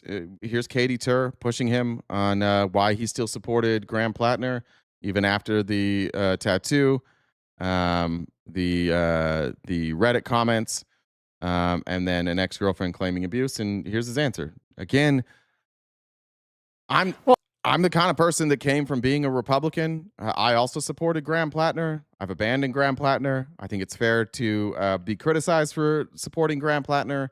And then we just have to decide if this answer is good enough for us. Well, let me ask you about Plattner. Troy Jackson versus a corpse. That is the other part to remember. He's going up against Susan Collins. Supported him. You bragged about being one of the first supporters. Yeah, I do remember that, Curtis. I flipped from Republican as well. That's what I'm saying. Like, I have empathy here, and I have lived experience that tells me people can change. But that same lived experience that said people can change probably led me to not be quite as critical of Plattner as I should have been. I think that it's been shown that sometimes I'm too trusting of people who say they've changed. So I think I'm biased here. I think that my bias is going to be to take somebody like Jackson and say, hey, people can change. I changed. These are real truly held beliefs for me. So who am I to say you can't change? Why did you stick with him for so long? Why did you stick with him after the Nazi tattoo? Why did you stick with him after the New York Times article and the aggressive women stuff? Stick with him after the Reddit posts that were arguably racist and sexist? I know he denies the sexual misconduct allegations, but why did you stay with him for so long? Well, the Nazi tattoo and the Reddit posts, I mean, I didn't know. I mean, I haven't even ever been on Reddit. But, you know, when people talked about those things and he turned around and said, you know, that these were times whenever they were dark for him and, you know, he'd grown and all this stuff. I mean, they were, you know, a different time period for him. And I understood, you know, that people can change. I think it's a fair answer. If he's being honest, I still, for the record, I still don't think that the tattoo was a Nazi tattoo. I think that he got a tattoo, not understanding the meaning behind it. There's nothing in his comments that made me believe he ever really held Nazi beliefs. However, his treatment of women, there's plenty of evidence. I don't remember who he was accusing, but there was something in the Reddit comments about like showing dominance through, I'm trying to use the right words for TikTok, through grape. And I think it was in reference to, like, I don't think it was in reference of like what he would do in a relationship, but I think, if I remember right, it was in reference to some sort of like political opposition or perceived like enemy of this country, if I remember correctly. Jen, if you want to find that, you can probably find that. Looking back now, that should have been a bigger deal. That should have been a bigger red flag, and I think he should have been pushed on that more. And we would have seen what his answers might have been. Like maybe he still would have convinced us. I don't know, but I don't think that the tattoo, still to this day, if you asked me if I think that was a deal breaker for Plattner, if Troy had the same tattoo, that wouldn't be a deal breaker for me. I don't think that there's any evidence that he actually held those beliefs, and there's plenty of evidence to show that he and his friends didn't know that was like Nazi adjacent. What'd you say? The band Slayer uses Nazi imagery that looks like the Plattner tattoo. The Slayer aren't Nazis. Yeah, I mean, the other thing is the Nazis adopted like a bunch of other symbols. It's not like they came up with all these unique symbols. Like they stole symbols from other cultures. So there's times like it's the same with Hegseth. Hegseth says that that's a Crusader tattoo. It's been used by white nationalists, skinheads, Nazis. They've adopted it. They've used it. It existing by itself doesn't necessarily mean that it's Nazi. So then what do? Then you go and you look at their ideology, you look at their rhetoric. Well, Hegseth has a lot of Nazi-adjacent rhetoric, and Plattner didn't seem to have any Nazi-adjacent rhetoric, even in his worst days. So that's why I never thought Plattner and the Nazi tattoo were a big deal. Right. Let's go here. This is a independent in Maine. I don't know who this is. Is this right? Yeah. I would like to sit down and talk to this guy. And I would like to understand an independent voter who says that if Troy Jackson's not progressive, if they put him up, I'm voting for Susan Collins. Troy Jackson is not progressive. He voted against so many bad things like gay marriage, abortion. He did that and now wants to say he's progressive. If they put up Troy Jackson. That's true. This entire country was basically like it was a very small minority that were pro-choice. Like we've been progressive. Basically, every white dude over the age of 50 was probably pro-life or anti-abortion for most of their life. Anybody 50 and older that now is like, I'm pro-choice, they were almost certainly anti-abortion at some point. They put up shit. That's a good point, though. Susan Collins also anti-abortion. Bellows, I'm voting for Susan Collins. And I hate to say that as an independent, but Troy Jackson and Shannon Bellows aren't going to be able to do anything in that federal government. I know. I don't understand that viewpoint at all. I'd love to talk to somebody who holds that viewpoint. I don't like his voting record on gay marriage and abortion, so I'm going to vote for somebody whose record is the exact same on gay marriage and abortion. And she's not saying that she changed, but Jackson's saying that he changed. I mean, I would take the risk. Monida, thanks to everybody from the Monida raid. Appreciate you guys. Welcome. Good to have you. And Monida, if you're here, thank you so much for the raids all the time. That gentleman says he's an independent, but he's expressing progressive values and beliefs there. So respond to him. Well, I mean, honestly, he is accurate. I voted against those things over 15 years ago. Since then, I've found out, I've understood. I mean, I've always been someone that believed that healthcare is a human right.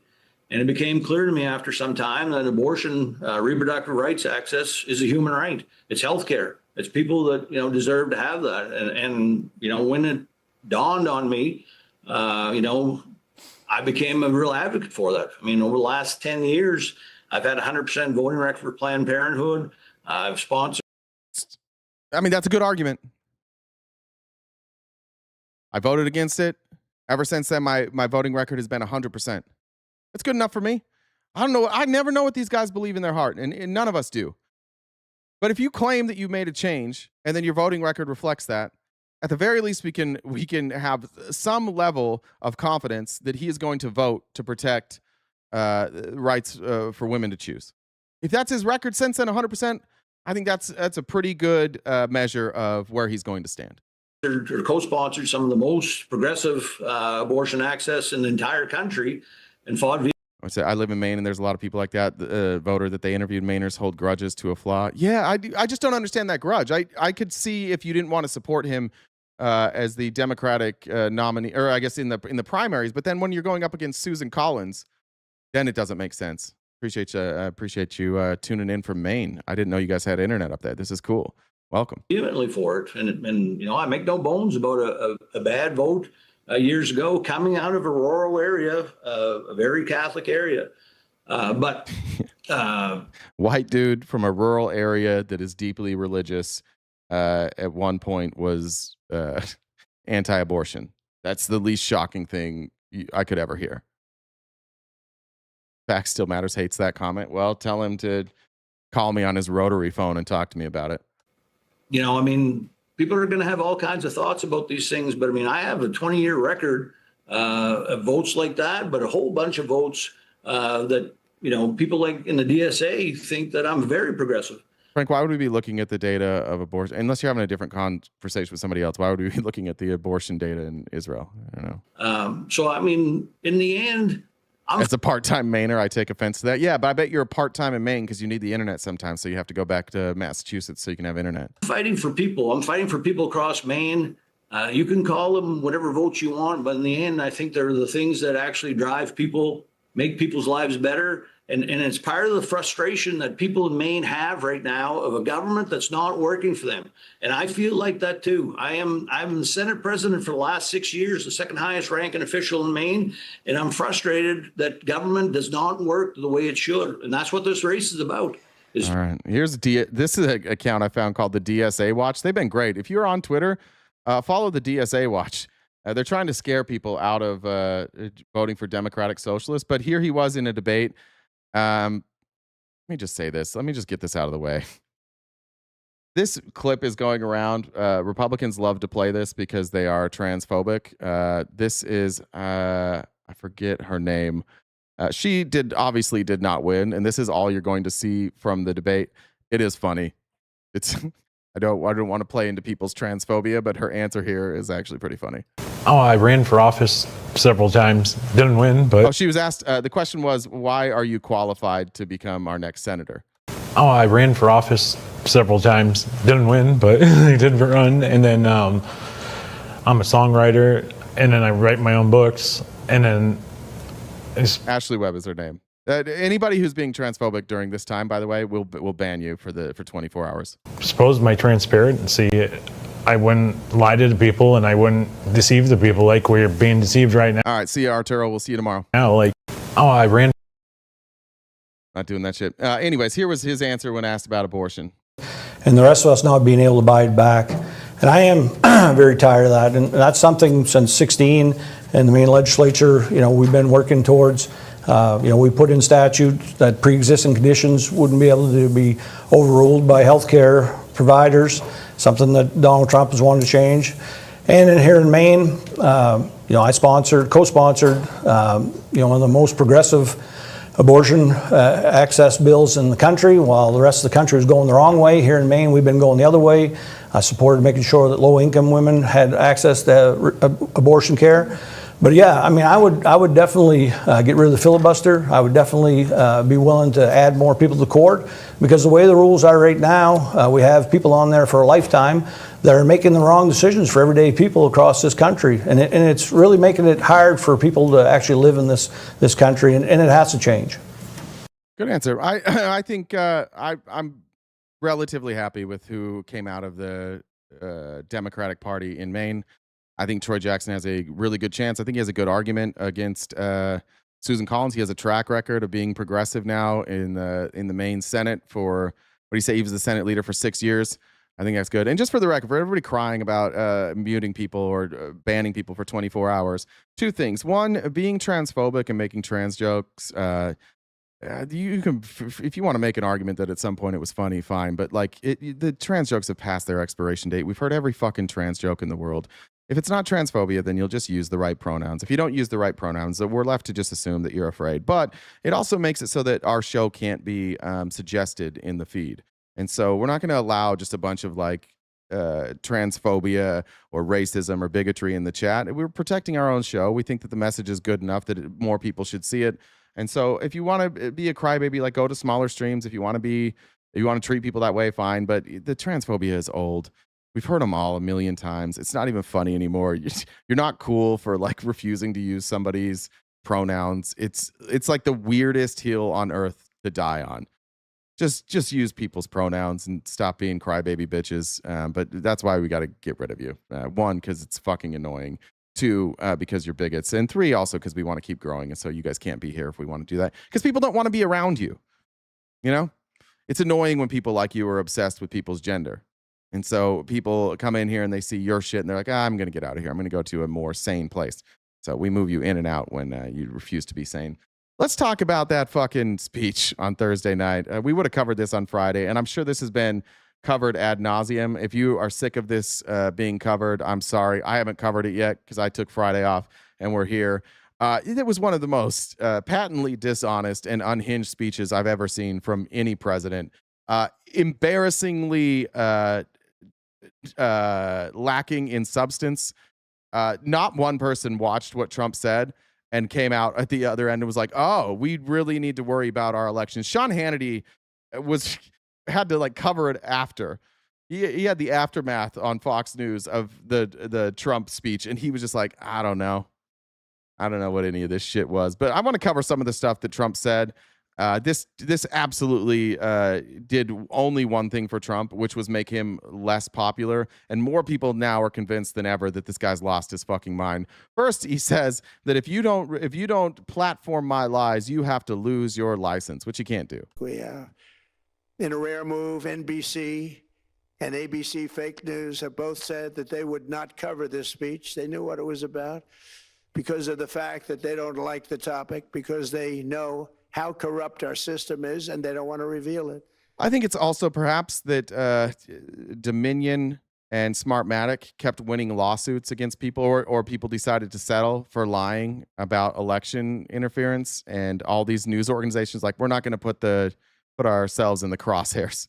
We're not going to be sued by these companies, so we're not going to platform lies. They sent all the information to ABC, CBS, NBC, everybody knew what he was going to say that was broadcasting it. So they looked over and they're like, oh, fuck, he's got no evidence. It was alarming how bad the evidence was. I was watching in real time. We didn't broadcast live. I was hanging out in Steve's live. But I was just laughing. Like, it took about 10 minutes into the speech, and then whitehouse.gov had the documents up there. And just reading through them, I was like, oh, my God. Like, we knew all of this. There was nothing new. In fact, most of it was like I covered most of it in my debate with Rob Noer. Ironically, it wasn't what our debate was about, but I knew he would bring it up. So we talked about like the Durham annex. This is something that Tulsi Gabbard tried to float like a year ago. None of this shit was new. None of it's declassified, like he said. We knew, except for a handful of emails that literally are just people in the Justice Department like, did you see this? Yeah, I saw this. And then they released those. And that didn't tell us anything. They and others in the media are part of a plot They want to continue this fraud for whatever reason. They want to keep it going. Yeah. They want to protect the radical left. Yeah. They can't have a great country, and that's true. You can't have a great country without free and fair elections. Okay. Fraud like this should mean a... How come the 2020 election, though, is the only one he thinks was rigged, but he was in charge? How'd that work out? The 2 times he wasn't in charge, those were clean, but when is he just saying I was so incompetent that the election was stolen out from under me while I was in charge? I didn't know what I was doing, so it got stolen. And then Biden fixed it. And then he won in 2024. But now that he's in charge again, now it's a problem. Is this just him saying, like, guys, I hire nothing but idiots. We're fucked when I'm in charge. Revocation of their licenses. They use our public multi-billion-dollar in value airways for absolutely no money. They pay nothing.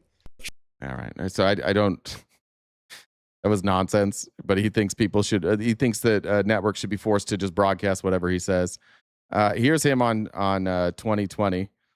I don't know how to explain this any other way than like purposely misinterpreting the CIA and NSA reports about China's election targeting.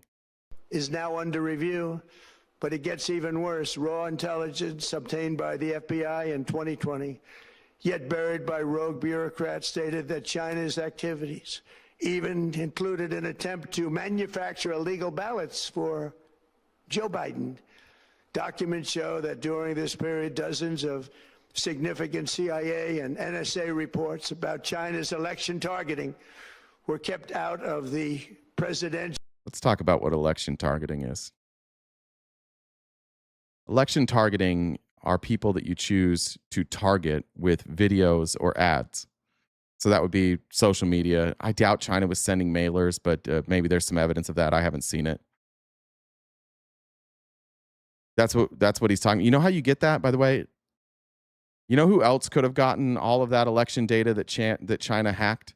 All of you, because it's publicly available information. Everything he's accusing China of doing to do targeted ads is literally what every country can do, and every one of you can do. It's all publicly available. Perhaps if you don't want China using it to target ads, don't make it publicly available. You can go through Congress if you'd like to. This was like one of the most pathetic attempts I've ever seen to sell election fraud. Briefing. These were briefings I would get almost every day. Everything was kept out that was of importance. Okay, that's an important claim, which we'll get to in a minute, that he says that his own administration purposely was withholding information from him. Now, my initial thought to this was, I remember multiple people talking about, including his own chief of staff. What was his chief of staff's name? Mick Mulvaney. You can watch this interview with Mehdi Hasan. Mick Mulvaney talks about how, as chief of staff, he made sure that the messaging coming across to Donald Trump had, if he was going to recollect any of it, it had to be in picture form. You had to have some sort of graphic, because the stuff that was coming in that was just written down, he never paid attention to, and he didn't retain it. But if you could give him a graphic and a picture, he remembered. And so Mick Mulvaney has confirmed multiple times that, like, most of what Donald Trump got in briefings, he never read it. It had to be presented to him, and the only thing he ever remembered were the pictures.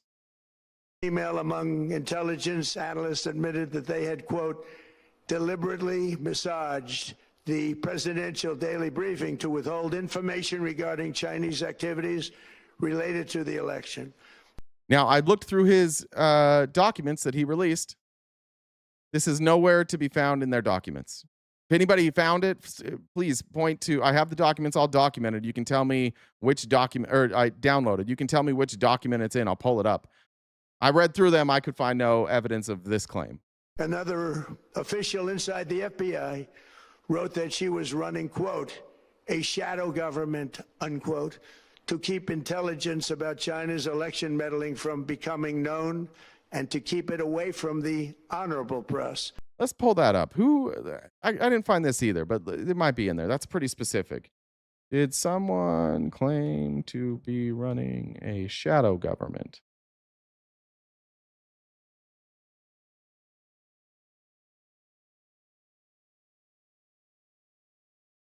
Let's see if that comes up there. Let's hear the claim one more time. Let me know who they're talking about. It's one FBI chat message was described as someone saying they were essentially a shadow on the project, not a shadow government, and that Trump framed that as evidence of a shadow government. But the reporting says the documents do not show a real shadow government conspiracy. They show internal disagreement over how to characterize the intelligence and what to include in the presidential briefings. So no. And this, by the way, this is according to a Fox News article here. Let's see what this says.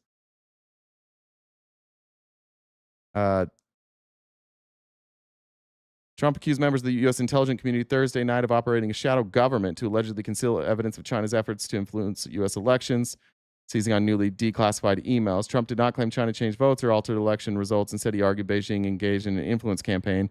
Trump claimed intelligence officers kept significant reporting out of his presidential briefings and highlighted an email in which a national security agency analyst allegedly wrote, "We have deliberately massaged our one pending presidential daily brief to avoid any direct links to the election. Those responsible for sounding the alarm instead kept the information secret and hidden. They did not disclose it to me as president or to anyone else."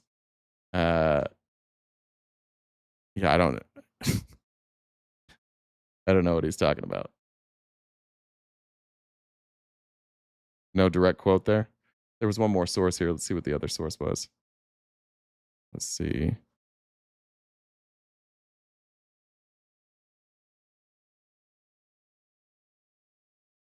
It's just the news. There.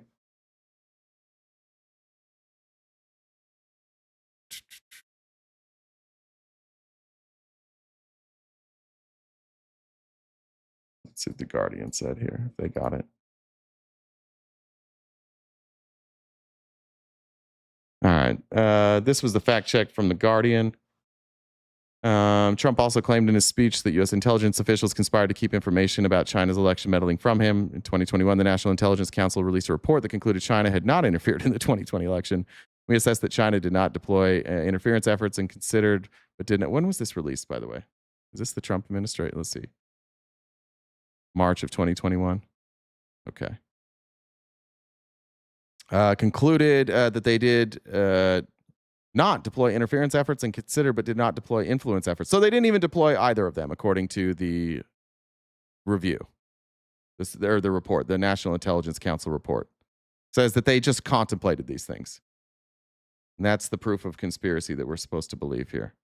Including the report is a dissenting view from the National Intelligence Officer for Cyber, identified by other news outlets as Christopher Porter, arguing China took at least some steps to undermine President Trump's re-election campaign, primarily through social media and public statements. The dissenting view agrees we have no information suggesting China tried to interfere with the election process. At least one document released as part of the tranche said Chinese actors had targeted Joe Biden instead. That's not great. The documents released by Trump on Thursday show some debate about the language in the report, and Porter questioning how to describe Beijing's position before the 2020 election. "I'm concerned about politics seeping into this," he wrote. "I don't agree that the consensus view is most likely, but I strongly disagree that we can be so confident about it."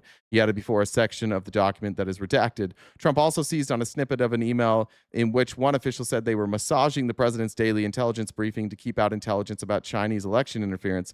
"We have deliberately massaged our one pending president's daily brief to avoid any direct links to the election, but the email chain lacks context for why officials were doing that."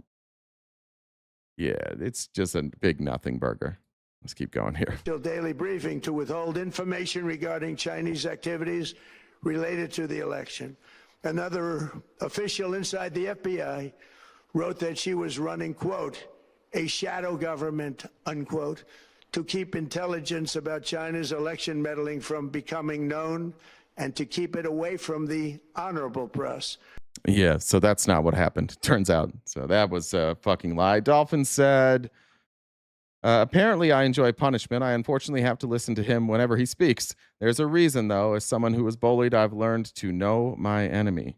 Yeah, look, the more you can stomach listening to Trump, like the more educated you could be on the things that he said, I think the better off that you are. I think that's smart, as much as you can stomach. Courtney says, another fellow Mainer here. I listen every day, Jay. I'm sorry. My bad. You have internet. I feel bad about that. Stacy, thank you for the $5 and the thumbs up. Just a reminder, guys, we are crowdfunded. We are about Got about an hour and a half left in today's show. If you want to help us knock out the remaining balance of that gift goal, that would be greatly appreciated. I will update that total here in a second. That is how we keep the lights on. Unfortunately, as a progressive streamer, we don't get that APAC money. They're not sending it our way. As somebody who heavily criticizes the Democrats, they're not sending any money our way either. So we rely entirely on your generosity to keep the lights on here. So anything you can do to help us out with that would be greatly appreciated. Venmo, Cash App, PayPal, and Super Chats are the way to go. And then over on TikTok, just want to shout out Positive Impact, Johnny D, LLM, Cassandra, and Dolphin for being the top gifters. You guys have been great today over on TikTok, and we're staying alive thanks to you. So thank you guys very much. And if you can help us knock out the rest of that goal by the next hour and a half, then you'll avoid a guilt trip from Jen, which nobody wants. All right, moving on. This is Chris Krebs. Chris Krebs, who led CISA during the Trump administration, is having a hard time with some of these claims. And if we're going to take anybody's opinion on what happened during the Trump administration, perhaps it should be the people who were running CISA. Maybe the people that were actually in charge of these daily briefings are the people we should listen to. Here's what they had to say. Here is exactly what President Trump said on Thursday about China. They did not disclose to me as president or to anyone else. What is CISA? It's the Cyber and Infrastructure Security Agency. So that would be the people who were looking into any sort of cyber threats or infrastructure threats during the election. That's literally what Chris Krebs' job was. To the best of our knowledge, they did not inform Congress. In fact, all they kept saying is, this is the most secure election in the history of our country. A standard. Probably because it was the most secure election in the history of our country. That's probably why they kept saying it. Obviously, unless you have evidence of otherwise, he just says things like that. He just says it smugly, like that's evidence that it wasn't secure. This guy lost his fucking mind a long time ago. The reporting coming out, by the way, of the White House and the people that are leaking are all saying that they were terrified of this address. They all knew that Trump was going to come off looking like a lunatic. And I don't know a single person who isn't like deeply MAGA who thinks that this was anything. In fact, everybody I know who's even independent was like, what the fuck was that? Sports Current, did I cover the CHIPS Act needing to be transgender to get it? Yeah, we did on Thursday. Nobody thinks that this went well. And even MAGA, like you'll notice here in the chat, MAGA's not defending any of this. They'll come after us, but not one of you folks that votes for Donald Trump thinks that this was good evidence. And you know that. Very pat line that was divvied out to say. Was the president informed of what China was doing? You were in those rooms. In January of 2020, there was a National Intelligence Committee community a memorandum about the 2020 election that talked about the vulnerabilities we saw in systems and the work we needed to do. You only think he looked and sounded like a lunatic if you haven't been paying attention for the last 6 years. I think you mean if you have been paying attention. Every claim that he made has already been adjudicated and found to be a lie. Like everybody knows that follows this, that everything he's saying was a lie. There's nobody defending this. Nobody. Again, the attacks will be on me. Not one of you is going to give us evidence backing up anything that Trump said. There, but it also talked about the intent of adversaries, and there were countless memos after that. So, a lot of these products were in senior executive and policymakers' binders, their intelligence binders, every single day. We use those to get out there and talk to the American people. I had an That's a good point, D. Trump said to, I believe this was to Governor Kemp. It might have been to the Lieutenant Governor Duncan. Just say there is fraud and leave the rest to my friends in Congress. That's how Trump was trying to sell it to Georgia. Just say it, and then Congress will take care of it. Bed in September of 2020 to the general public that talked about various threat actors, including China. So I have a hard time believing that it didn't get up into the Oval. Okay. As China was described as attempting to influence, it was Iran and Russia, primary actors directly undermining the election in some of those 2020 statements. It sounds like you're saying he didn't read the memo. Look, we could not have been more clear, is my view. Or search the web. Right. Yeah, you could just Google it. It's crazy. I guess MAGA's been convinced that Google is woke, so you guys just don't fact check things anymore. I guess that's where we've landed. Here's John Solomon, who was hired by Donald Trump to probe the 2020 election. This is the guy they said, hey, go find us all the fraud. This is him the night of Trump's speech, just after the speech. Here's what John Solomon had to say. We're not telling the president. Did you acknowledge that there were no votes changed in 2020? All I can acknowledge is what the intelligence shows, right? I only know the intelligence community has zero evidence that someone has flipped, that a foreign power flipped a vote in 2020, 22, or 24. And you have no... That's Trump's guy. All I can tell you is what the intelligence has confirmed. There's no evidence to back any of this up. What can you, like, how did everybody who worked for Trump, all these people worked for Trump, they all just decided that they were going to start lying? What was it? What's the benefit to them? What's John Solomon's job now? How would that benefit any of them to lie and say that there was no evidence of fraud when there clearly was? How would that benefit them in any way? They wouldn't, right? There's just no evidence. If there was evidence, Donald Trump would release it. That's what he said he was doing. We all sat there and listened to his speech. Most people waited till it was done. I found the link early.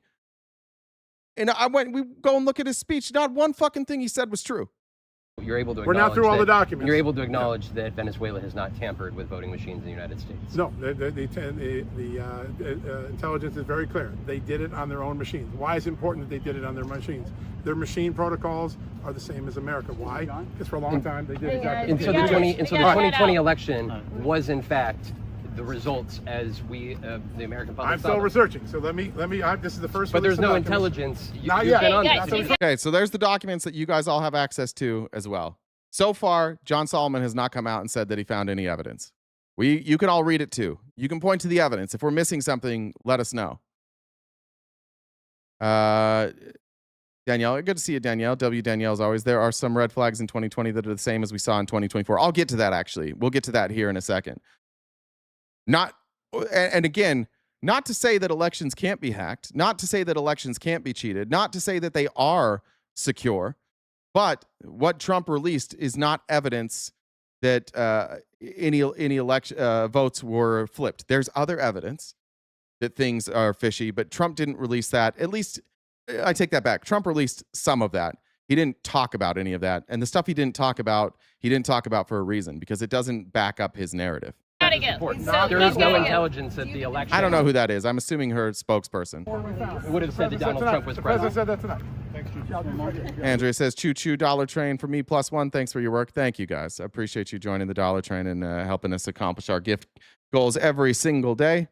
Here's Mark Wayne Mullen, who, this poor guy.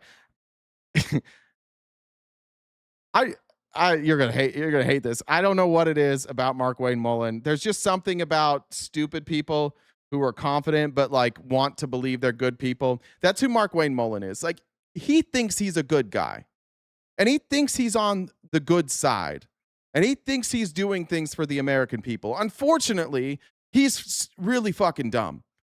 And so he is one of those people who will go out in front of a microphone seconds after Trump lies and back him up, because he legitimately thinks that, no, Trump wouldn't go out there and say things that weren't true.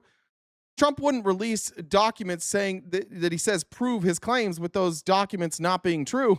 He believed Trump, and that's how you wind up on camera saying this and looking like a dipshit. We know, talking about our machines, we know for sure that our foreign adversaries, not our allies, foreign adversaries. Adversaries. A real word for sure. Adversaries. We're missing a couple. We're missing a D and an R in there, but we'll just call them adversaries. Remember, he's from Oklahoma. Cut him a break. They're dead fucking last in education, and he's one of their star pupils. So when you're a star from Oklahoma, and missing some letters in adversaries, cut him a break. Have parts that are vital pieces in our voting machines.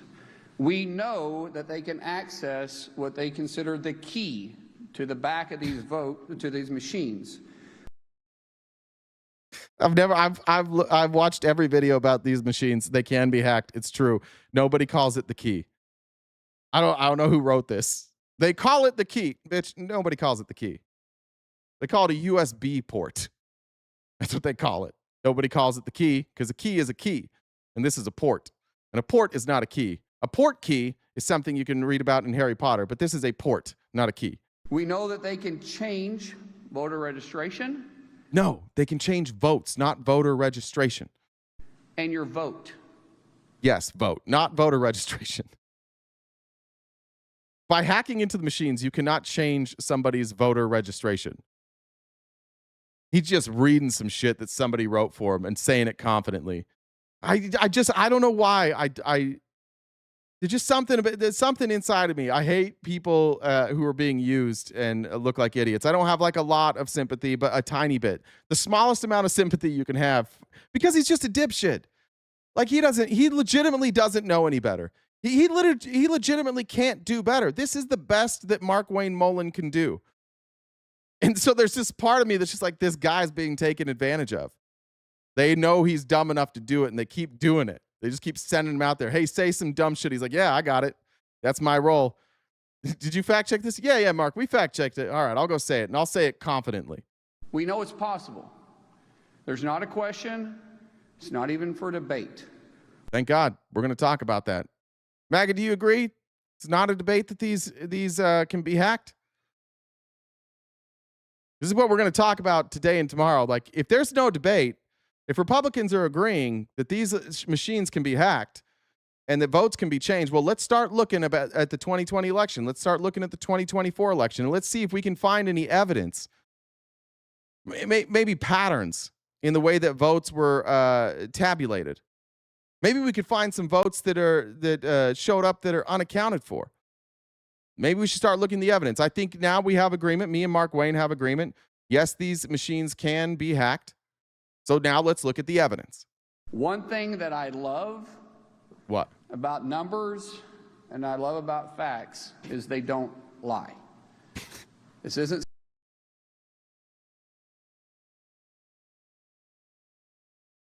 I love that too, Mark. I love that too. It's really just the best he can do. It's just he fucking thinks he killed that line too. He's so proud when he lands something like that. And I love about facts is they don't lie. Nice, buddy. Fuck yeah. This isn't something that I'm trying to tell you to spin a narrative. This is what is going on. And what we are saying, for the record, he's not telling us what's going on. He hasn't told us anything that's going on, and you can go watch the rest of that interview. He never really tells you what's going on. But here's where the the claim stems from. It stems from the voter rolls. Here's Kyle Clark, the best journalist in the United States of America. He's from Colorado. Here he is doing a fact check, and I had the fact check ready. I was gonna do it, but I'm gonna steal somebody else's labor here. I'm gonna be a true capitalist, and I'm gonna allow Kyle Clark to put in the labor, and I'm gonna own the means of his production. So I don't want to hear a fucking word from you, MAGA capitalists in there. I'm doing capitalism right now. I'm owning his means of production. Let me get these real quick though. Alicia said Claudia needs to request up and debate RTP or shut the fuck up. We don't debate in the chat. I did see Jen sent me Claudia's messages. She's got some big feelings today. Jessica says, hey MAGA, dramatic pause. You fucking suck. That's why women don't want to fuck you anymore. That's all. Lee, big W for Lee for $50 sent over on Venmo, said, thanks for bringing the facts. Your work is truly appreciated. Thank you. And in this case, it's Kyle Clark's work, but MAGA can't criticize me because I'm doing capitalism. The minute they came out. Yeah, so as soon as the White House released the documents, I went through each one looking for references to Colorado, and there are 2 such pages.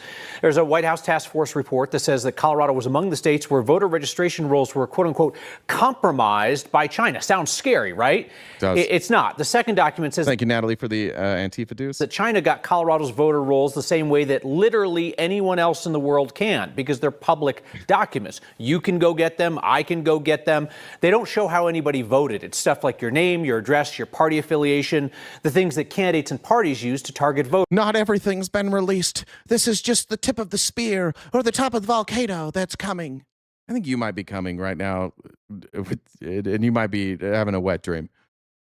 No, they released everything. All of it had been released. Why do you say dumb shit like that? I just believe, and I know that nothing they release ever proves it. How long before we get the spear? You've been getting just the tipped since 2020. You're 6 years of teasing. You got to get more than after 6 years. You deserve, Claudia, more than just the tip. You deserve the whole thing. You deserve the whole spear. Okay? And I think you should demand that. 6 years of just the tip is too much. voters. Now, it's well known that China vacuums up available information about Americans. Unsettling, for sure. Proof of election interference? Not at all, even though that's how President Trump framed it. Over a period of years, starting during the 2020 election cycle, the People's Republic of China carried out what is believed to be the largest compromise of election data in history, resulting in China's illicit acquisition of Dolphin. It's actually the whole thing. It's just really that small. There's no difference between just the tip and the whole thing. That's actually the perfect analogy, and I wish I would have got that. That's true. The tip of the spear is the spear. Famously, in the movie Year One, Jack Black is asked by Michael Cera when regarding circumcision, what if the tip is my favorite part? And Jack Black says, the tip is your only part. And maybe that's what we're dealing with here. Maybe that's the problem, Claudia. Maybe you did get the whole thing and it's just not very satisfying. Maybe that's the problem. 220 million U.S. voter files. That information includes names, addresses, phone numbers, political party preferences, and other. I'm going to pee real fast. I'll be right back. Enjoy the fact check. Sensitive data that would be needed to register to vote and engage in other nefarious activities. What we did not hear last night is one shred of proof of Trump's central claim that the 2020 election was rigged against him. And think about this now, right? He's been back in power for more than a year. He has the entire force of the federal government at his disposal to find evidence of his election rigging claims. And last night it was clear he's come up empty-handed. There just was nothing there, right? There were conversations about the way that China wants to try to influence American elections, like get Americans to fight with each other. Yeah, we've known that for a very long time. Right? Russia does it, China does it, right? It's not good. It's a known thing. But it was kind of packaged last night, like check out all this scary stuff, and 90% of it was already known.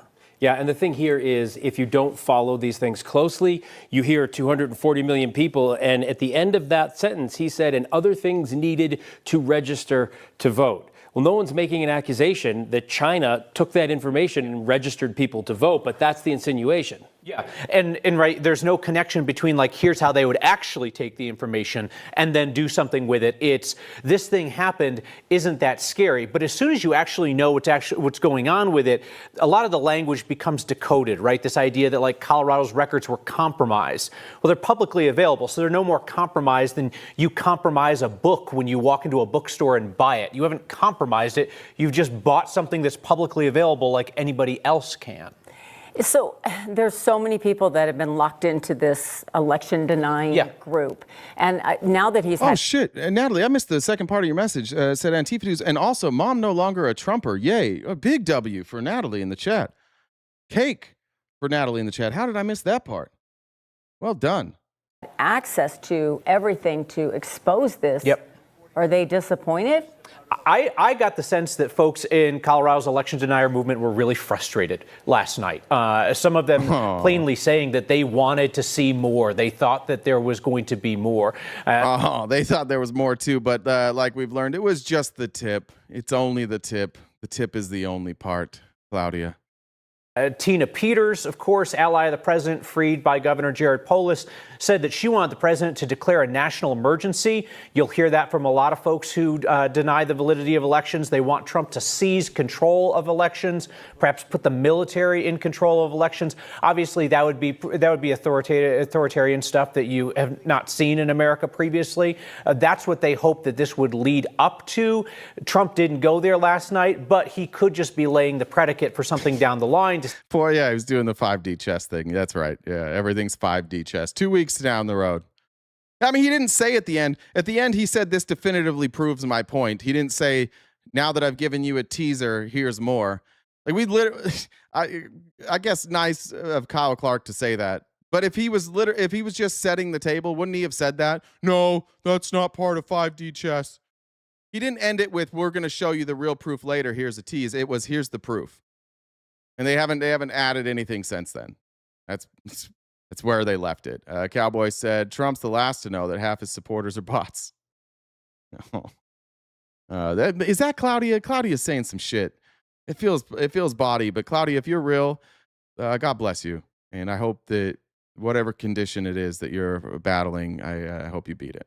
say, well, remember back in July, I told you China was doing some shady stuff. Well, now China's done X, so I'm taking control of the elections no matter what the Constitution says, which, of course, is that the states run elections. Yeah, I got an email from a viewer who just pointed out after our coverage last night at 10 o'clock, the Republicans control Congress, the Senate, the White House, and really the conservatives control the court. Yeah, well, Thomas Massey, the president. I don't like entitled white men, says the woman in here every single day supporting Donald fucking Trump. The silver-spooned Nepo baby, scam artist turned reality TV star, white man. I don't like entitled white men, says a Republican. With all seriousness, it's like it was straight face, May's in here. I don't like entitled white men. That's a self-hating Republican right there.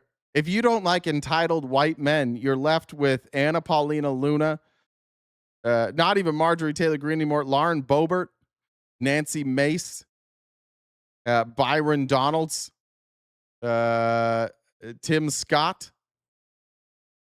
Do we have any other names? Susan Collins. What's that? Fucking Cynthia Loomis. Well, you've basically gotten rid of your entire party if you say I don't like entitled white men. Listen, I think you're going to get some agreement there. I think a lot of people don't like entitled white men. But what you're saying right now is I think you're calling me an entitled white man for criticizing another entitled white man, which is silly. Marsha Blackburn, thank you. Lisa Murkowski, Laura Loomer. Yeah, that's a weird comment you made there, but God bless you, you self-hating Republican. Critic who's a Republican said that. He said, we're talking about rigged elections, and what Massey said was, quote, we won all the damn elections. Like, we won the House, we won the Senate, we won the presidency, we control the Supreme Court, and we're whining about losing the elections. Again, if this stuff was logical, like, we would have dealt with it years ago. It's not about logic. It's about belief. It's about faith. And faith and belief don't need facts. They just need feelings. Yeah. Donald Trump is a cult. You started going through these documents. It's a cult, May.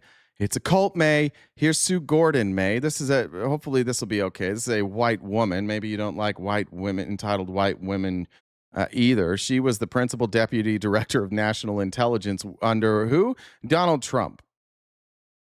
During this time, she worked for Donald Trump as the principal deputy director of the national intelligence. So hopefully this helps.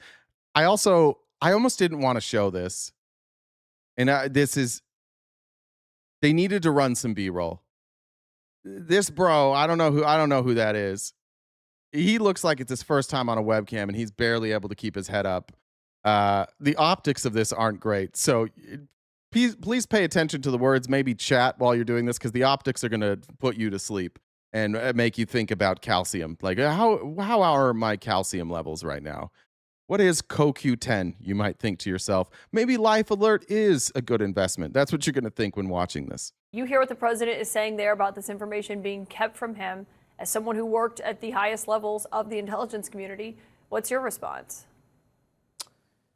Well, thanks for having me, Caitlin. I think this was a dangerous speech about an incredibly important topic with some really questionable remedies in mind. So let me go through that. Number one is we treated, since 2016.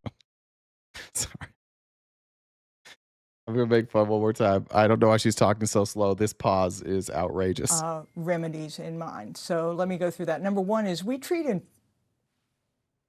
since 2016, it's Mitch McConnell, the intelligence community has been saying that foreign actors intended to influence our election for the purpose of undermining democracy, not undermining a president, for undermining democracy.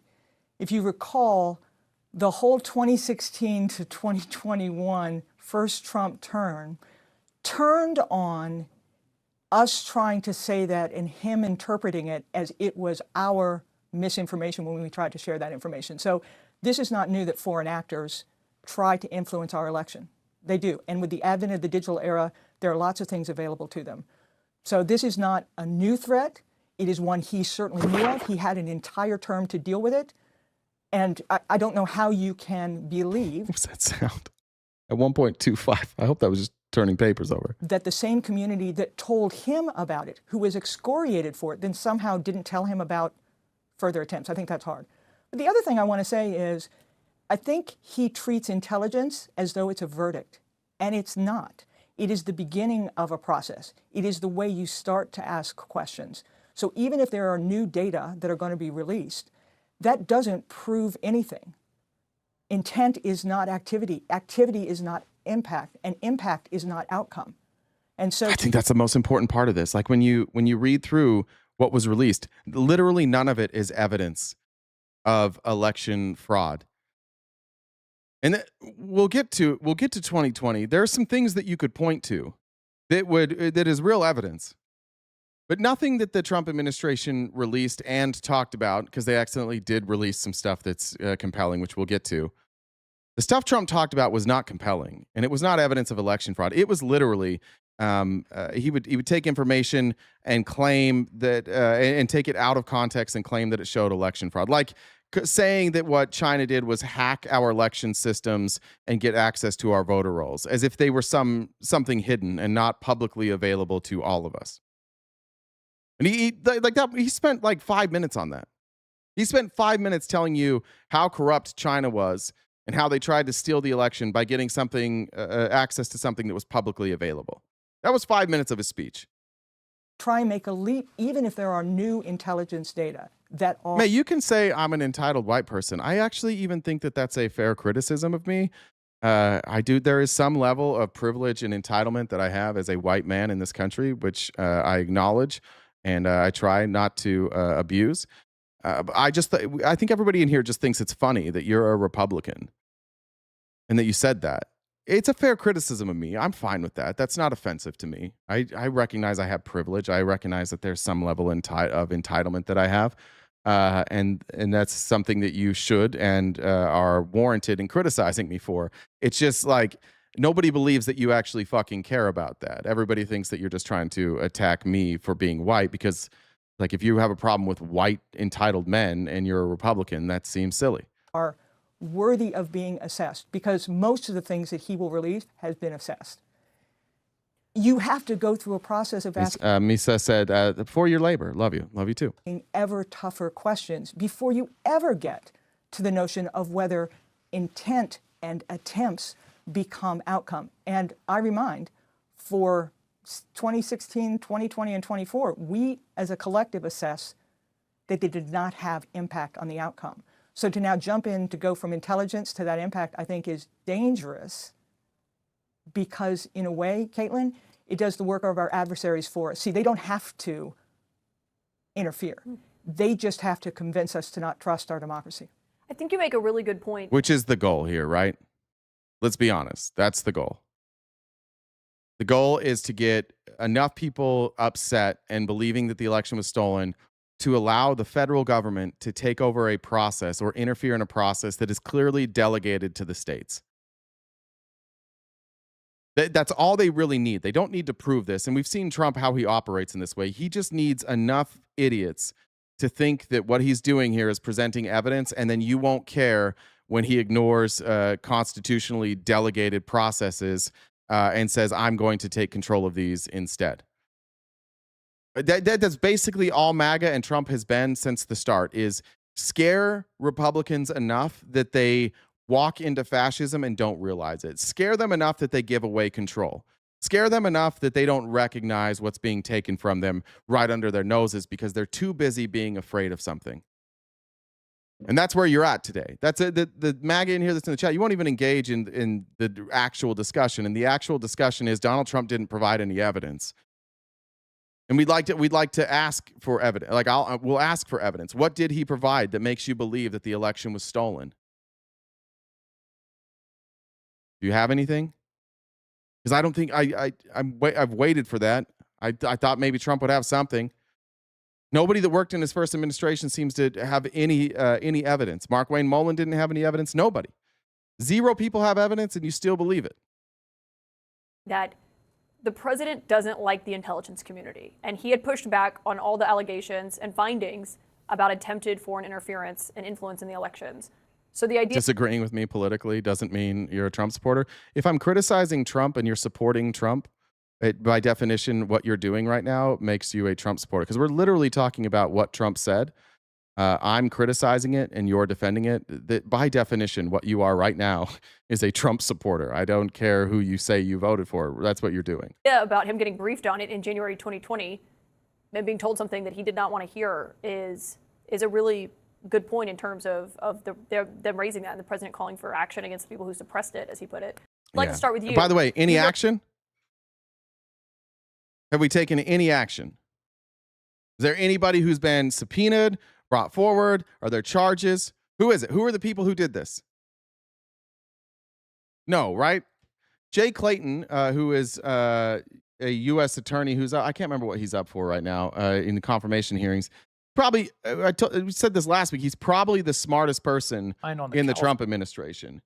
And he is further proof. If you don't listen to anybody else defending this, give you Jay Clayton, a U.S. attorney, somebody who is by all accounts, a pretty smart attorney, knows the law very well, knows evidence very well, knows how to create an argument, knows how to create a compelling argument.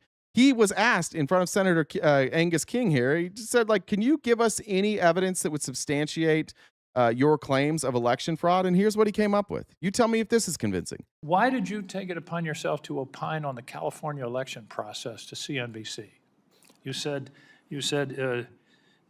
during the interview on CNBC, you said the U.S. is doing an absolutely terrible job on election integrity, and the American people are right to question it. What's the basis of that statement? What's the evidence for that statement? Let me give you the context of the way I look at this, because we should have this. Let me give you a different answer. I know you asked for evidence, but let me instead tell you about the context in which I am applying to this question that you just asked me. Kind of candid dialogue. Elections are a process for gathering, aggregating, and providing data. And who does the Constitution entrust the responsibility for elections? To the states in the case we're talking about. Correct. To the states in the case we're talking about.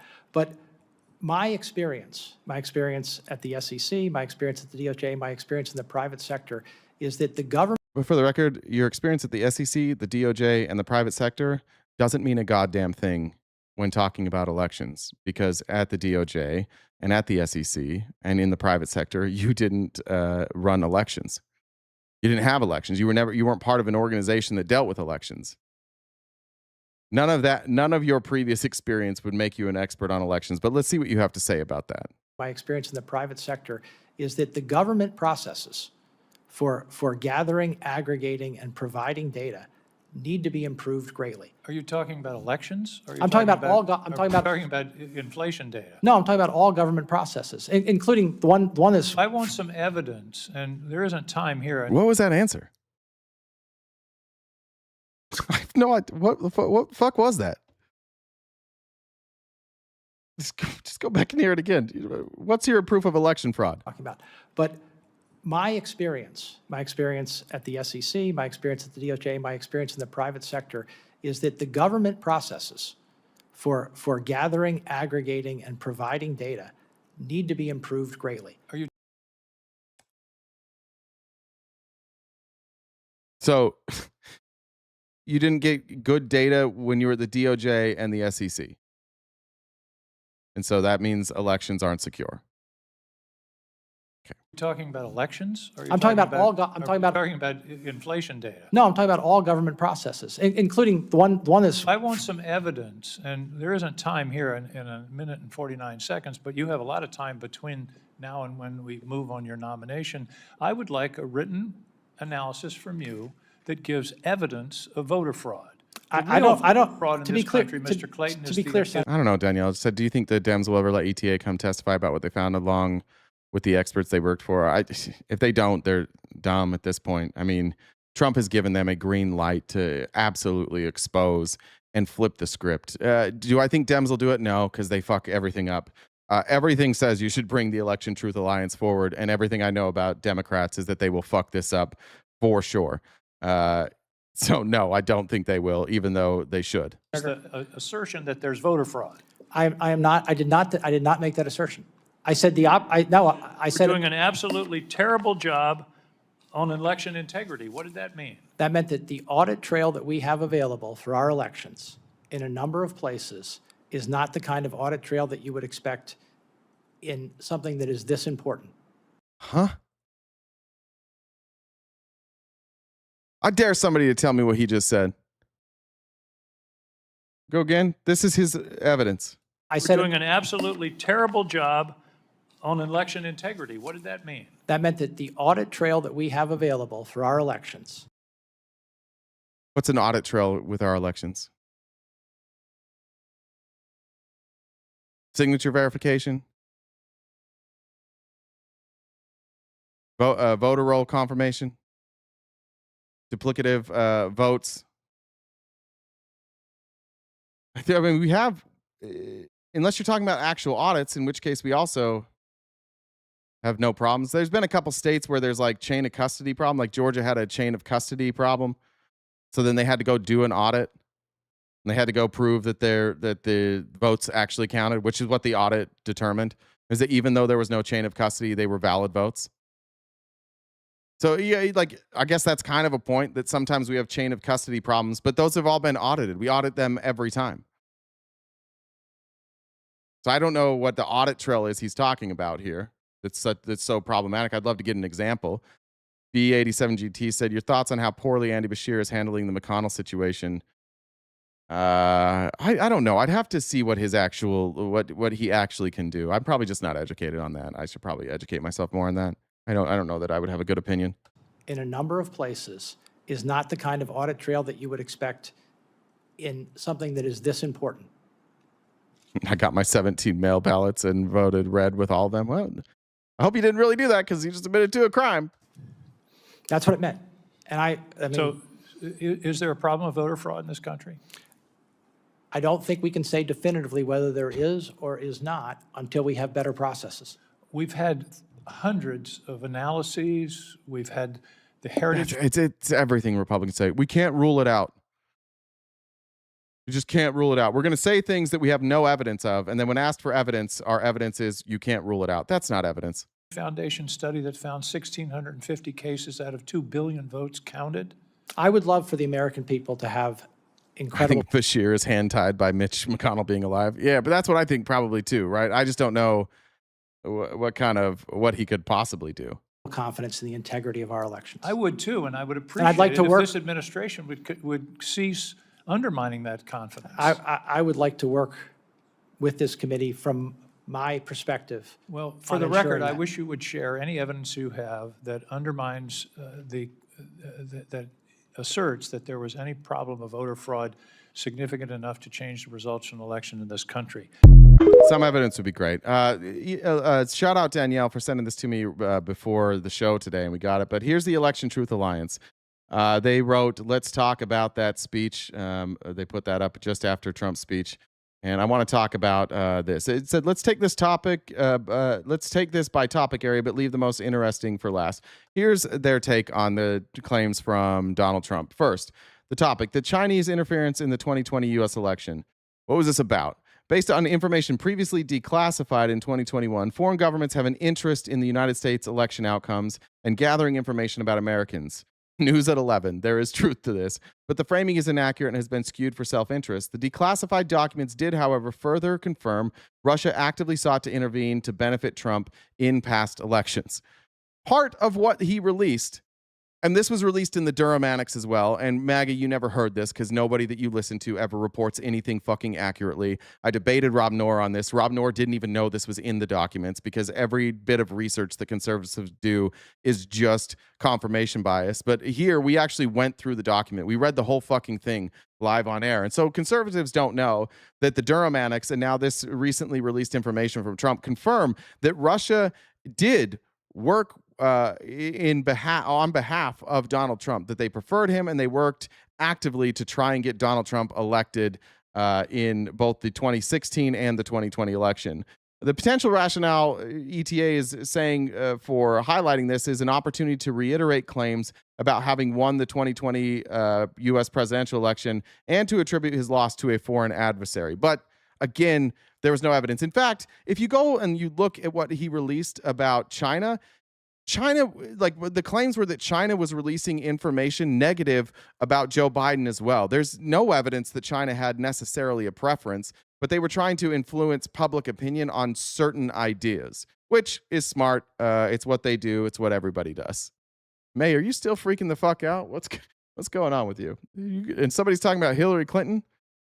What's going to happen when Trump is gone? What will we do with your little miserable lives? We will talk about real issues, and we will be happy to not have to talk about this dipshit in chief anymore. Thank you for asking.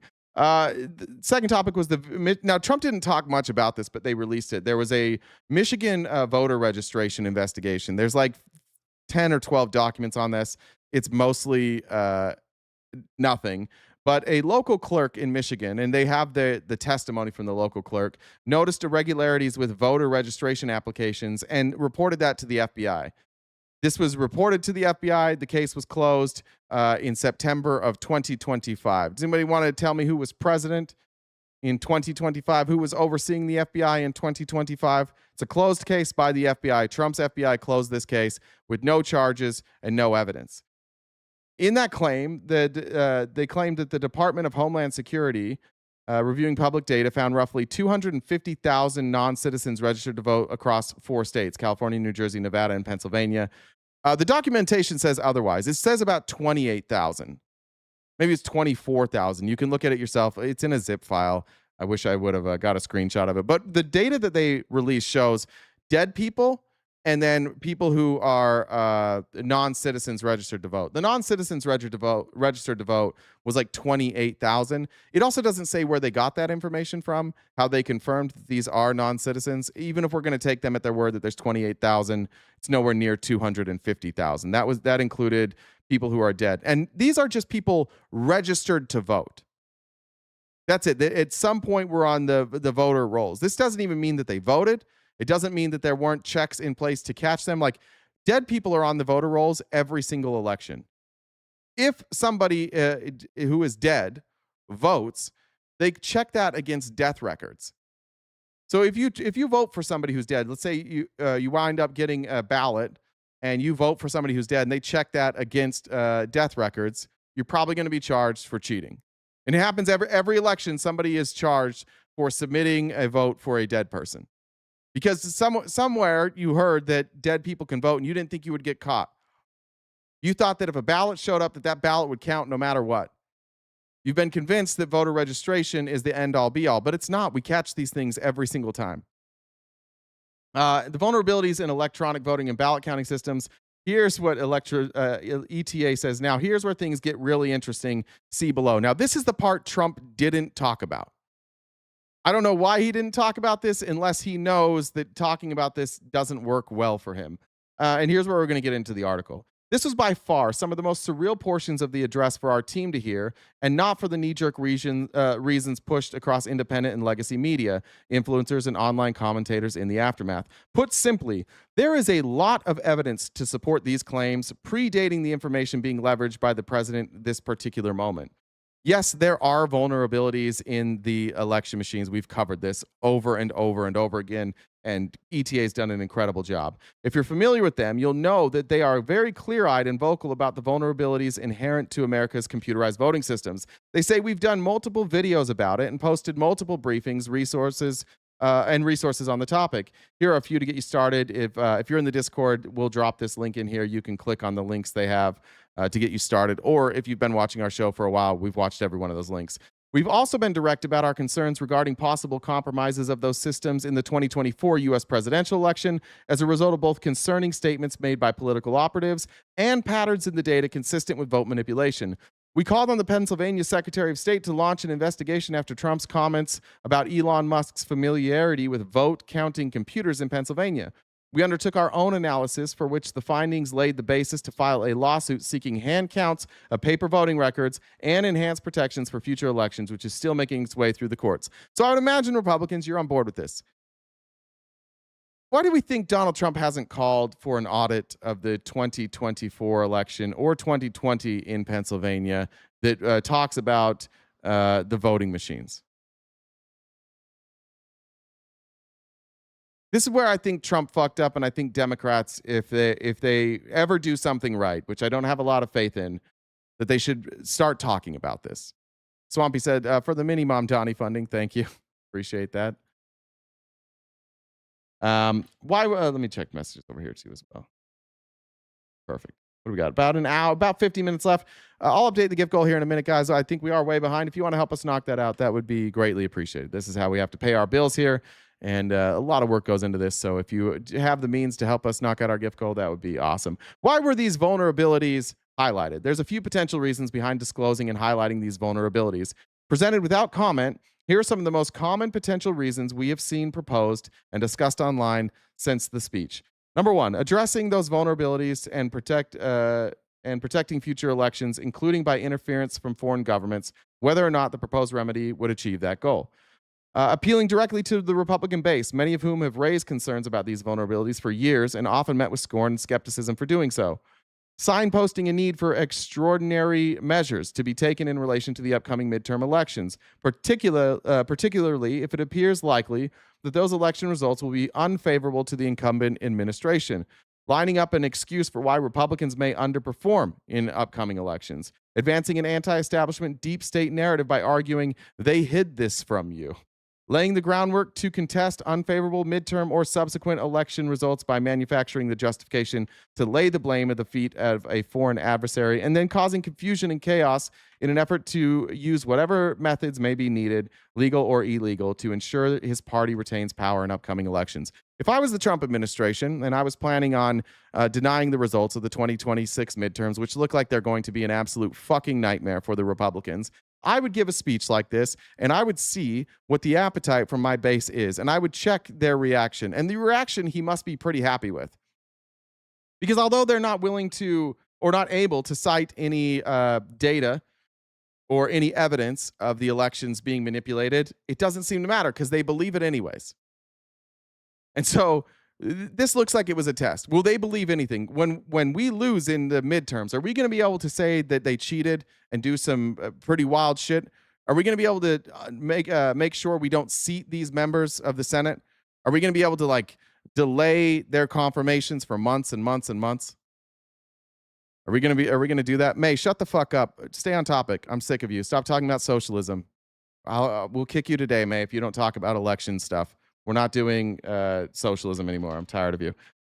Regardless, let's take a step back. Turns out the noise and focus on one profoundly under-discussed impact of Trump specifically being the one to speak about these vulnerabilities, the knee-jerk pushback. Trump is a famously polarizing figure. His most ardent supporters view his statements and positions as more trustworthy than experts or the establishment. In contrast, those that position themselves in opposition to his politics are often predisposed to reject what he says as untrustworthy, as evidenced by the numerous posts and videos from well-known public figures shared before the address, preemptively urging the public not to trust whatever was going to be said. I agree with that. I do think that this was like the best evidence that conservatives might have of Trump derangement syndrome, that there were a ton of people who just said, no matter what Trump says, don't trust it. I think that was the wrong approach. Some of what Trump says is backed up by evidence. Mainly that these machines can be hacked. And I think that some people need to set their pride aside and be like, oh, Trump gave us a gift here. Democrats need to recognize that Trump gave them a gift here, and they need to set aside their own pride, and they need to confirm, hey, some of what Trump said is true. Let's look at it. Let's look at what he said that is true and isn't true. Let's not just wholesale dismiss the things that he says. That's a hard thing to do with Trump. I get it. The guy lies about a lot of shit. But you do still have to look at each claim and decide individually whether or not they're true. Christina, thank you for the Antifa dues. Pink, thank you also for your Antifa dues. And guys, it is a important reminder to get your Antifa dues in before the end of the month so you avoid late charges. We don't want any of you getting late charges for your Antifa dues. Again, we'll send you the time and date for our next Antifa meeting. You all know the place at the Antifa headquarters. You know where it is. Let's see. Where were we at? Yeah, for these people, the legitimacy of these security vulnerabilities and real threats they pose are automatically discredited because of who is talking about them rather than the evidence behind them. This is not the first time we've seen this happen. The impacts of 2020 Stop the Steal have been long-lasting on public discourse. Post-2020, the mere concept of raising election integrity concerns becomes so politically toxic in many circles that to this day, candidates and media personalities refuse to acknowledge they exist for fear of appearing conspiratorial or sounding like an election denier. I think this is true. I'm not gonna go after Steve Facts because Steve has offered his platform for me to do a show on this, and I have not followed through. But I will say that I will call out specifically every other fucking content creator that refuses to talk about this. Every last one of them. I think you have to have your head buried, and I think that you are afraid of looking like Republicans, and that's why we don't want to cover this. And I say that wholeheartedly, admitting that I was one of those people. That my reluctance to report on this had more to do with my own pride and my own unwillingness to sound like a dipshit Republican after post 2020. And I would just, for those of you who watch other shows, I understand that position. I'm empathetic to that position. I would ask you to start asking more questions of those other content creators who do news shows like this and see if you can get them to dig into this. I think that we need more eyes on it. I think we need more minds on it. I think that it shouldn't just be like, I'm sure that as I go over this stuff, there's stuff I'm missing. I'm sure that as ETA goes over this stuff, we're missing ideas and messaging, right? I don't always message to the same group of people that they do. I think it's important that we get more eyes on this, but we can't keep pretending it's illegitimate, that there's no problem with our elections. When legitimate concerns were raised in the aftermath of the 2024 election, bomb threats, statistically and historically improbable outcomes, concerning statements made by key actors before and after the election, the visceral pushback to those concerns being raised was staggering. Our organization was born in the churn of this period where our elections are secure was used to dismiss valid concerns and calls for investigation just as much, if not more, than the he won, get over it refrain from those on the right. I agree with that. And I'm guilty. I think a lot of us are probably guilty. Said many times I'll do a show with you about it, Jay. I get it. Well, I'm just talking about people who have a normal program and who have eyes. Oslo, I think if you and I do a show about it, it's gonna be the same audience, right? Lisa is learning. Thank you for the raid. Welcome, everybody. Party of 41. We're not talking about golf either, May. We're talking about election interference, May. A good move talking about golf. It almost got me, but May, can you please talk about election interference and just like stay on topic? Thank you. We fear that in response to Thursday's address, a less immediately obvious but just as damaging outcome will be ever louder proclamations that these systems are secure, despite documented evidence that they are not. That's well-founded frustration, well-founded fear. Most people listen to that speech, and what we want to do is be like, Donald Trump's a fucking idiot. Everything he said was a lie. A lot of what he said was lies. And he didn't even cover this, for the record. He just released this information. I think most people don't know this information is out there, which we'll get. Yes, May, I'm white and I love to golf and I have white privilege. This is your last chance. May, the next thing you say has to be about the election, or else we got to get rid of you. And you'll be back tomorrow doing the same shit, but we got to get rid of you if you can't stay on topic. So what can we do? This is a dangerous entrenchment occurring and a substantive rhetorical barrier to overcome that cannot wait until November. It is being waged now in the minds of regular Americans and candidates alike, in the comment sections of social media posts, and in how these topics are being covered in the nightly news. There are so many things that can be done to make U.S. elections safe and secure that go beyond security theater. It is genuinely a question of whether or not there is the resolve and courage to make it happen. This may feel like a moment of chaos, but within the churn is a genuine opportunity for inflection and organizing. In assessing where to best put our energy, let's remember two evergreen principles. 1, independent oversight for elections is critical. And 2, verify the vote, every time. That sounds like the SAVE Act. That sounds like what they want to get done in the SAVE Act, right? So let's just do this. Let's abandon the SAVE Act. Let's get together with Republicans and say, let's verify every vote, every time. Let's stop talking about how it takes too much time, and let's just talk about, let's make sure our elections are accurate. Ironically, the biggest complaint from MAGA is that it takes too long. I've never heard of taking too long be an excuse for not getting it done right. I think it taking too long to get it done right is why most MAGA women have to buy toys. It seems to be a Republican. You got to get done in time. I'm doing this fast, and you better come along with me. Government is in collusion with Megacorp. Great Jesus Christ. What the fuck? What are you guys? What are you trolls? Stay on topic. Number one, push back on the knee-jerk responses that dismiss systems vulnerabilities. Two things can be true at once. We can push back on falsehoods without relying on them, particularly when the result may be to entrench ourselves in a harmful position it will be difficult to disentangle ourselves from later. Check out our latest video on 5 urgent tips to protect election integrity without giving ground on security. You can click on these links, and you can go to ETA. But here's and go to our Discord. You can get all the links here. We're not going to watch that, but the links work. You can go watch those. Shit, that sucks. It takes me back there. 2, demand federal money for state and county hand counts. Let's hand count everything, right? Don't we want to know if the elections are secure? Let's not stop talking about how long it takes. Let's just do hand counts then. That was on topic. May, 5-minute mute for May. Taking these concerns at face value, the federal government should provide financial capacity to state and local governments to enable them to hand count every single vote. 3, join in the push for hand counts and election security locally with rigorous chains of custody observed by independent witnesses. Doesn't this all sound like what you want, MAGA? You just want to make sure every vote is right, that we're going to have rigorous chains of custody. The complaint that there was no signature verification on the chain of custody for votes in Georgia, which led to what? A hand count. And this is the irony, is that this is exactly what happened in Georgia.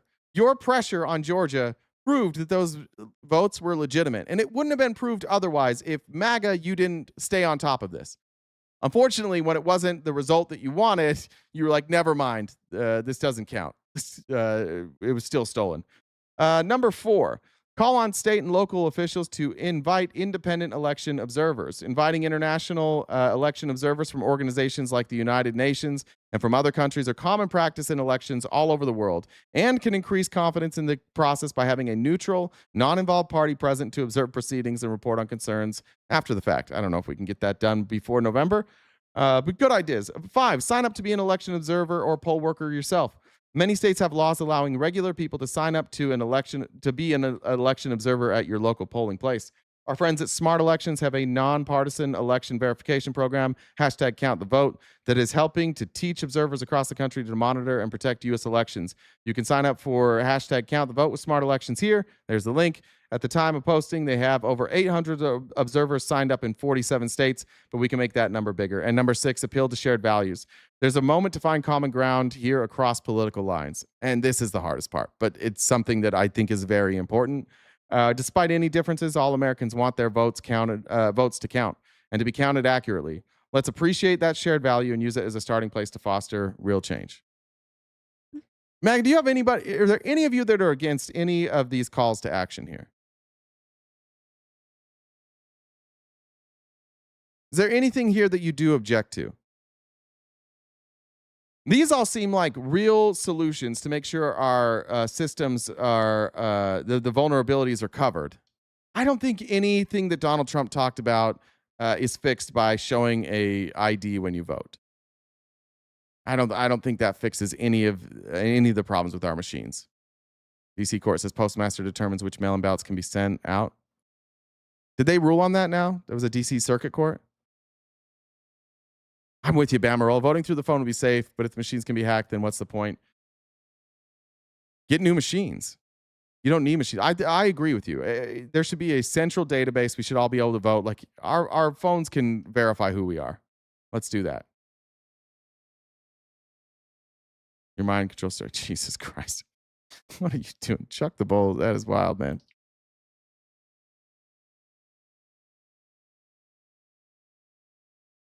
Need anonymous voting? I don't know. How do you do that? Vote on the blockchain? Sure.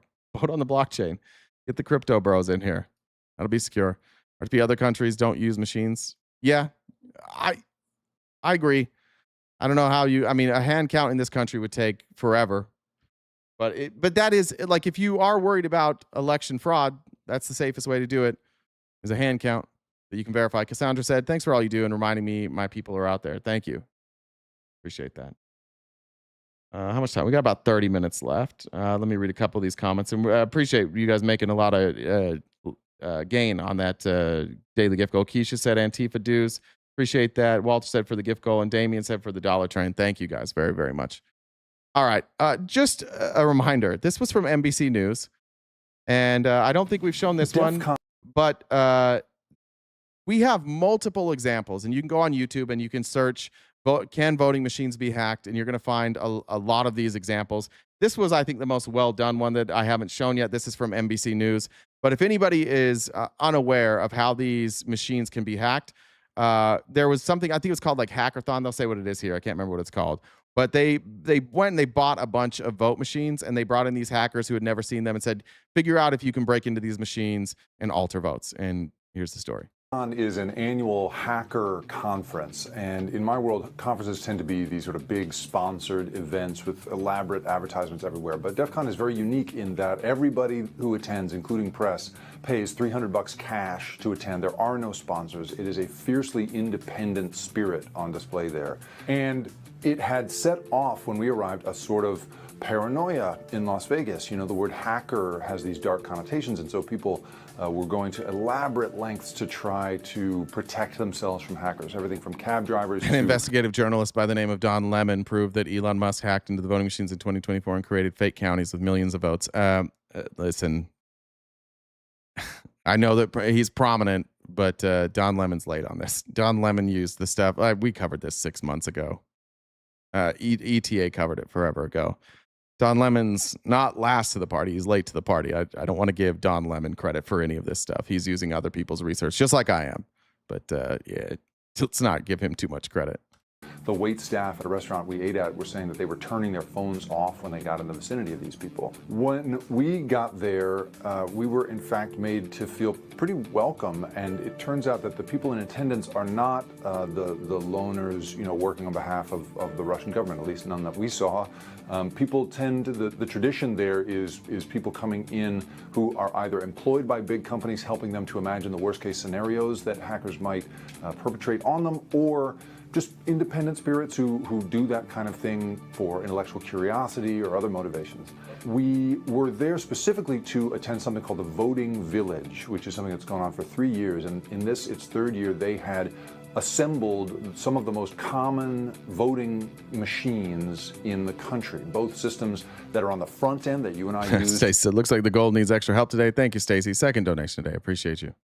To actually register our vote, and the back end, tabulators and so forth, that you would feed a paper ballot into, or that oversee a system. What was so interesting was I assumed coming into it that the big manufacturers, companies like ES&S and Dominion, had provided these machines to the hackers to, you know, field test them. But no, it turns out there's an extremely hostile relationship there, and that ES&S and Dominion and other companies have basically said we don't want to participate, and really have been quite aggressive in I think there's a reason for that. And this is a guess, and this is conspiracy. ES&S and Dominion are bought by Republican operatives. ES&S specifically has, Dominion now is Liberty Vote. They both know about the flaws in their system. They know that votes can be changed, and they've done virtually nothing to fix that. Like, you would think they would have a patch, or they would replace the machines. But in a lot of these swing states, it was like 70% of the machines used in those states were known to have a back door available that requires you just getting access to a USB port and some sort of connection to the internet. If your job is to run election, like use the machines that are supposed to keep an election secure, and you know that there is a back door, and you do nothing to fix it, and you go out of your way to make sure that people can't find and expose those vulnerabilities, I think you have to start looking into why we're allowing like a privately held company with clear partisan objectives to own the election machines and to not fix the problems that we find. Saying we don't want to be part of this. So why would they keep using the machines then if flawed? perhaps the people who are getting the machines from them want them to be flawed. The organizers were reduced to finding these machines on eBay, which right there is pretty terrifying because it turns out that anybody can buy some of the most common machines in use on eBay. What was really alarming was when you see these hackers, and these are people who've never seen these machines before, have had no practice on them for the most part, come in and engage them, they immediately get into the guts of them. Beyond that, we were seeing Dominion's image cast system. It's a line of tabular. No, I get that. I was probably too hard on Lemon. I get the knee jerk about dismissing Lemon, but I'll welcome all bringing attention to this. Yeah, everybody should. Just don't, when you do it, don't claim that you're the one. That paper ballots are fed into. That had its guts all over the room. It was not clear to us whether this was the most recent version of the image cast hardware, but it's important to note that Georgia just spent over is about to spend over $100 million on a contract with Dominion to provide image cast hardware to the state in time for the for the next primaries and for the 2020 election. And yet here these kids were who had opened it up. They said, look, you can pop the front off of it and here's you see, I mean, it's so simple to get into this. They found it so quickly. As Sherry said, Antifa dudes, and then a reminder, release the files. Port you can get into right here. That's easy. You know, all kinds of stuff that you could certainly do within 6 minutes behind a curtain, much less if you had extra time because any of these were connected to the web, as we discovered a couple of days before. So many of them are. So at the end of the event, Voting Village issues a report, and so we'll be expecting one from them. And they're very transparent about it. I mean, the spirit of this event was transparency, trying to get these vulnerabilities out into the world so that I guess the idea is that the companies will be forced to correct them in some way. Well, you've said that like 50 times. Nobody's even called Trump a fascist today. Stop posting that. Don't be a bot. We have to get rid of you. Like if we keep, almost high. Like I've seen you or somebody else use that exact comment like multiple times today. So we're assuming that you're a bot. So we're going to mute you for the next 10 minutes. I think we just have to kind of do that now. Stop it though. The front of each machine was a little post-it that showed off what had been found out by the various hackers. So at one point, you know, the admin password was just sitting there on there because it turns out that the same admin password applies to multiple machines across the room. And those machines were created in the 2000s, which means that they were in fact created so you can't change that admin password. They're just locked for all time in that way. There does not seem to be any political momentum on some of the bills that are under consideration right now around trying to keep these machines off the internet or trying to establish some sort of certifiable ballot, paper ballot system or any of the other. I don't know. This, Holly said Utah has an app for military to vote, at least in the last election. You just send a picture of your ID and one of yourself, and then they verify it. That's awesome. Yeah, why couldn't we just do that? Is the password? It might be. Things that have been proposed. And so the combination of seeing the incredible vulnerabilities that we saw on display in real time at this event and the lack of institutional action around the security of the vote, all of that made for an extremely alarming weekend. All right. You can go look through these hackathons. You can find it. You can find ETA has put up videos about this. There's no question that our elections can absolutely be hacked. There's no question that you can change votes. It's a matter of did you.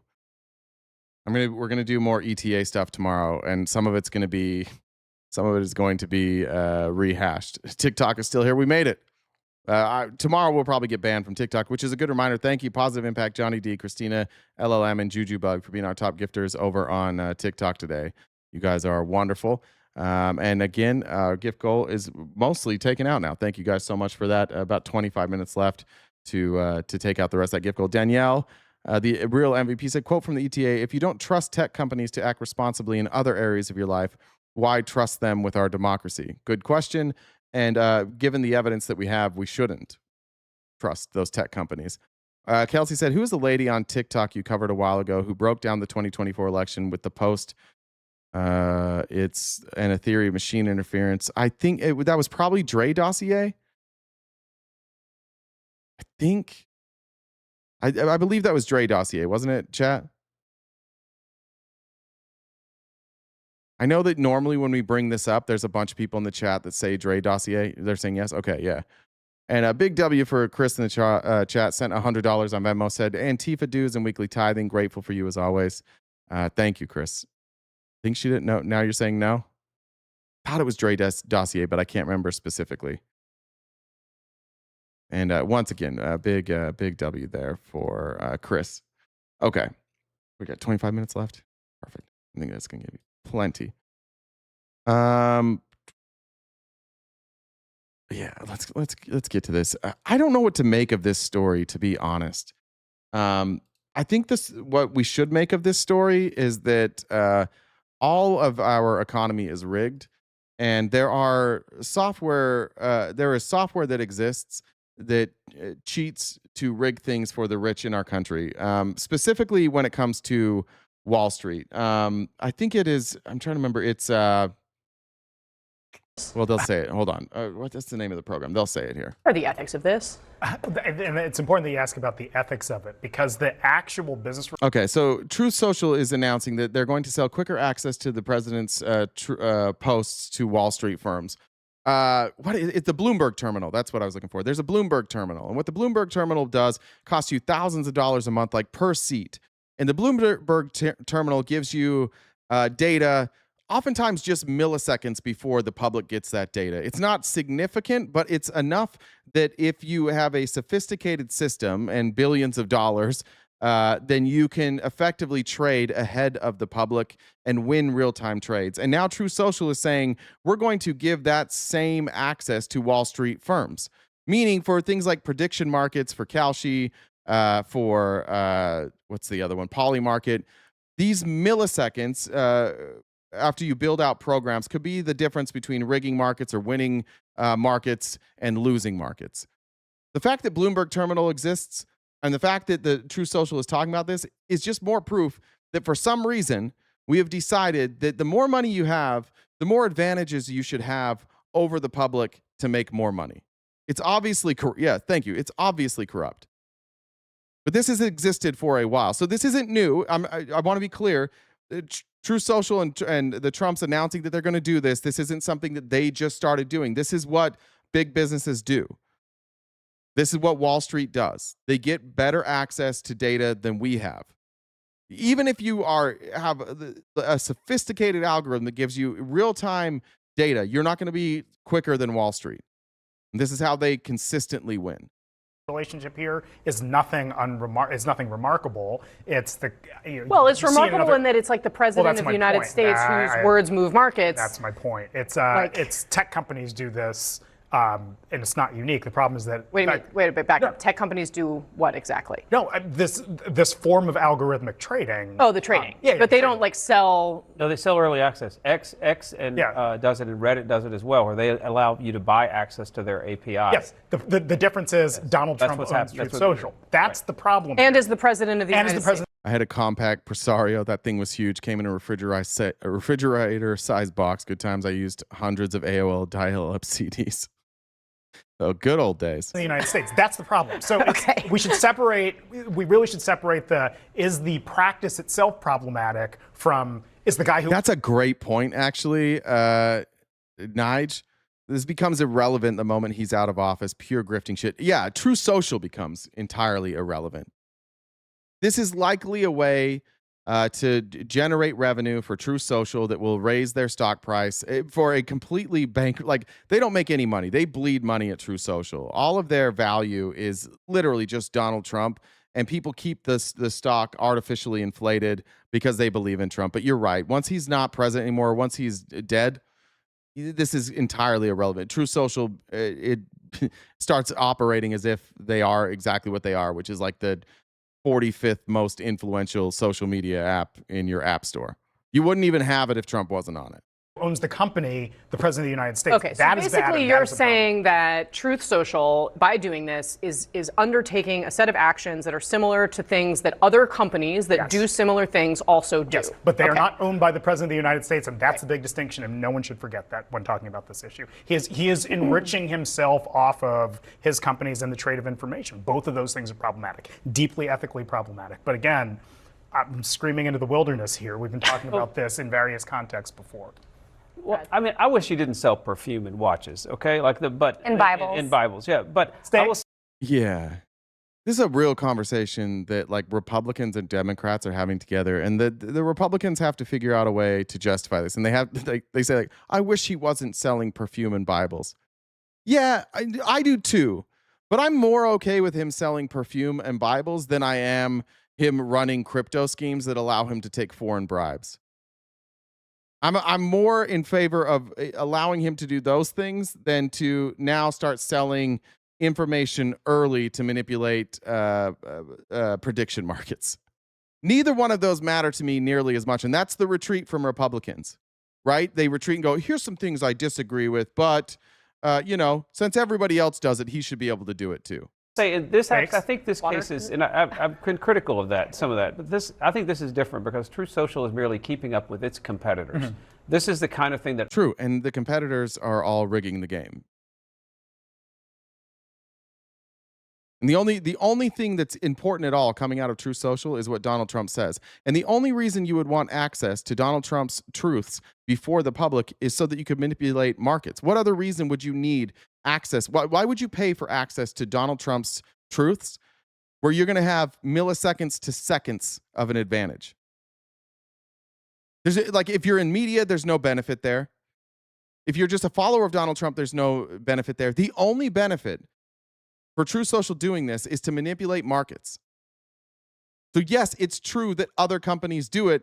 It also highlights how corrupt our system is and how crony our system is. And the fact that it's the president engaging in it, in my opinion, does make it worse. It gives it validity. Maybe it puts it in enough of a spotlight that we can attack this. And we can unrig the stock market, hopefully. But this is different, in my opinion, than the Bloomberg terminal. This is different than like getting access to oil futures or like changes in oil futures milliseconds ahead of the time. It's different because this is just to manipulate markets that also shouldn't exist. Like the fact that we even have prediction markets where we can bet on political outcomes or executive orders or military directives. That shouldn't exist either. And so now they're selling this information so that people can manipulate markets that shouldn't exist in the first place. It's all a grift. It's all a con. It all should be illegal. It's all what corrupt oligarchies look like. This is starting to look an awful lot like fucking Russia. And watching MAGA just not give a shit day after day after day after day after day is getting exhausting. Other platforms like it do. It's just that his posts happen to be on. Okay. If he's not president of the United States, I could buy what you're selling. 100%. And even if he's the owner of it, if he's not, but, I mean, my mind goes to national security information, right? Amber said, did I read the revised statute, Title 35, Article 9? No, but I'm going to read that after. Thank you. Thanks, Amber. Finds out that the North Koreans have launched some sort of significant missile in our direction, and or the Chinese have invaded the Strait of Taiwan, and he gives Wall Street early access to what he is going to say and do. It could be anyone who's bought into the API. It doesn't have to be Wall Street. Like if you buy the API subscription, then you could get it. Theoretically, Wall Street's going to be the only industry that's going to spend that kind of money. Right, but does that not have like mind-blowing implications? Well, I think when one of the reasons American people pick Donald Trump. White House just posted that Trump is plane maxing the new Air Force. Shut the fuck up.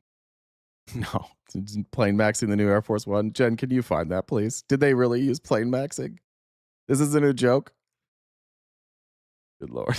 I've surveyed tons of Trump voters for 3 elections, right? And if you go look at his coalition, Selena Zito and I wrote a book about the people who moved from Obama to Trump. One reason they really liked him, even if they didn't like Republicans, is because they thought he was a businessman, they thought he was wealthy, and they thought, therefore, that gave him a certain degree of independence. So once you decide we're going to pick not independence. By the way, I just want to remind you that Trump's social media or comms director, the person that puts up all this crazy shit, that this is him. His name's Stephen Chung. This is the guy that's in charge of what's cool. This is the guy that's setting the tone for the Trump administration.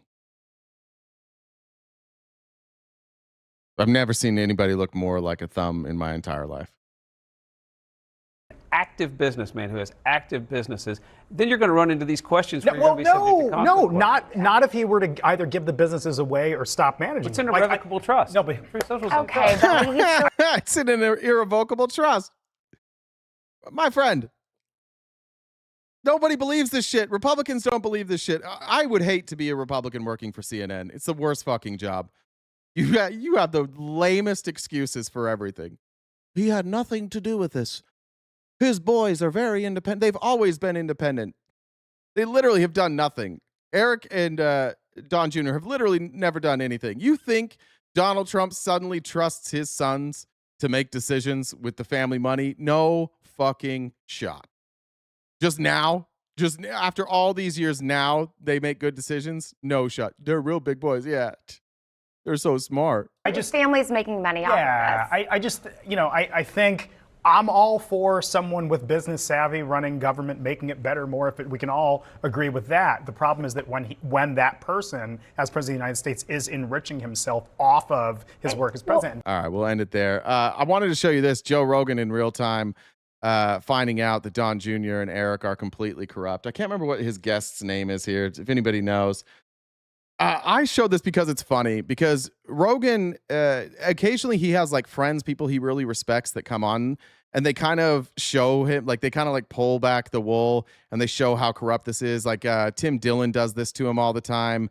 Duncan Trussell does this to him from time to time. I don't actually remember who this guest is, but every time that happens, Joe Rogan has to pretend that he's independent, and Shane Gillis does it to him and pretend that he cares about this shit. But it's funny in real time watching him find out how corrupt things are. This is the same guy that talked about Hunter Biden every fucking episode for like 2 years and how corrupt Hunter Biden was for picking up a few $1 million in foreign contracts. Or what about the military drones? Those contracts, when this war started, that's, you can look into who made money on that one. Who made money on that one? Should we look it up, Jamie?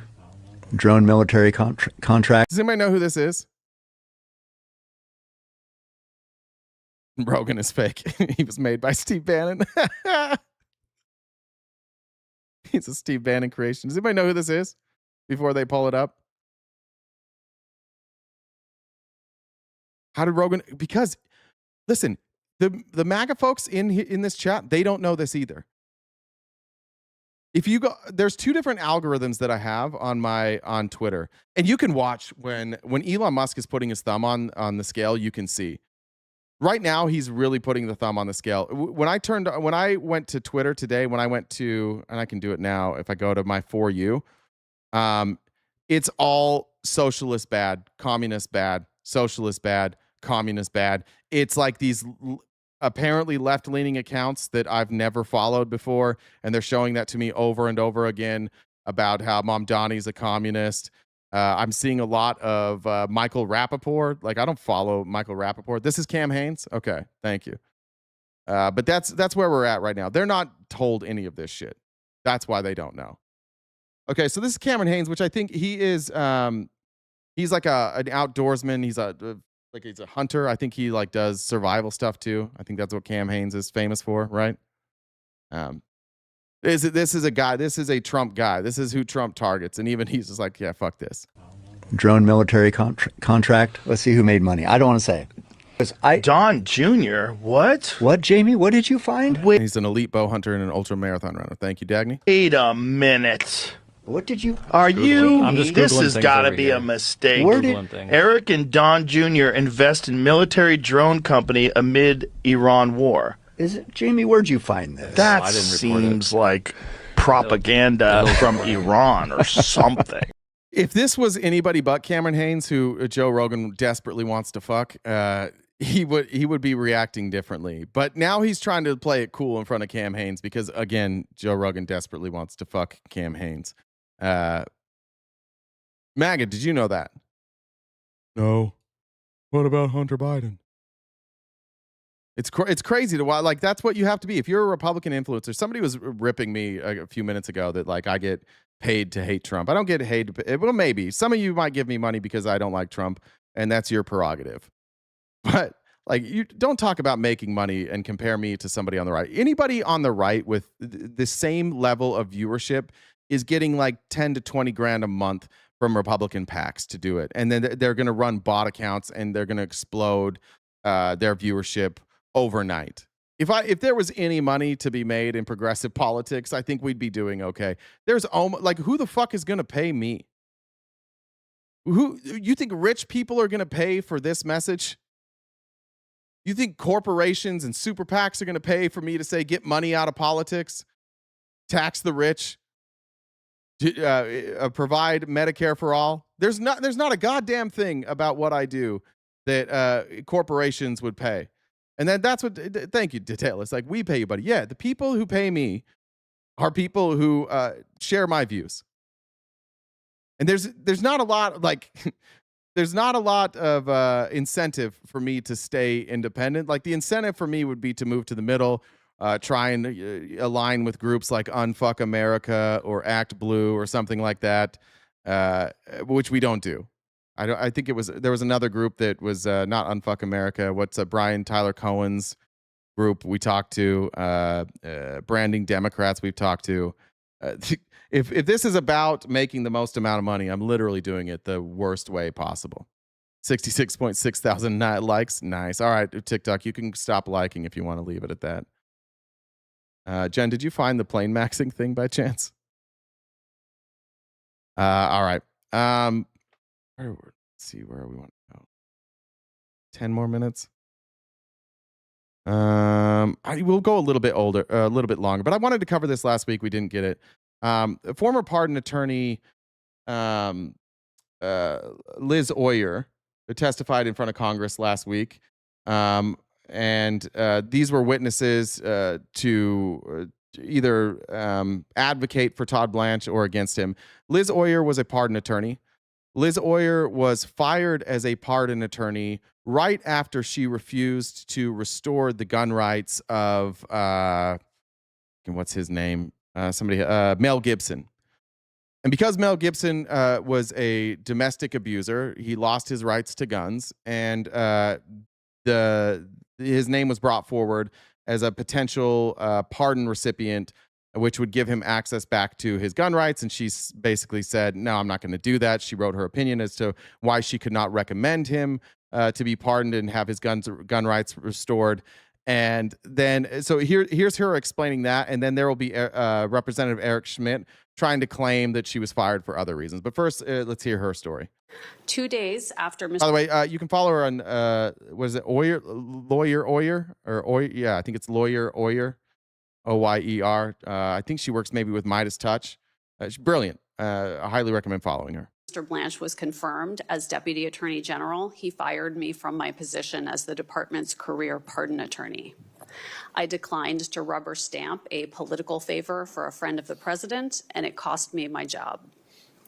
Mr. Blanche's office had asked me to recommend restoring the gun ownership rights of a convicted Thank you, Anne, for the Antifa dues. Domestic abuser.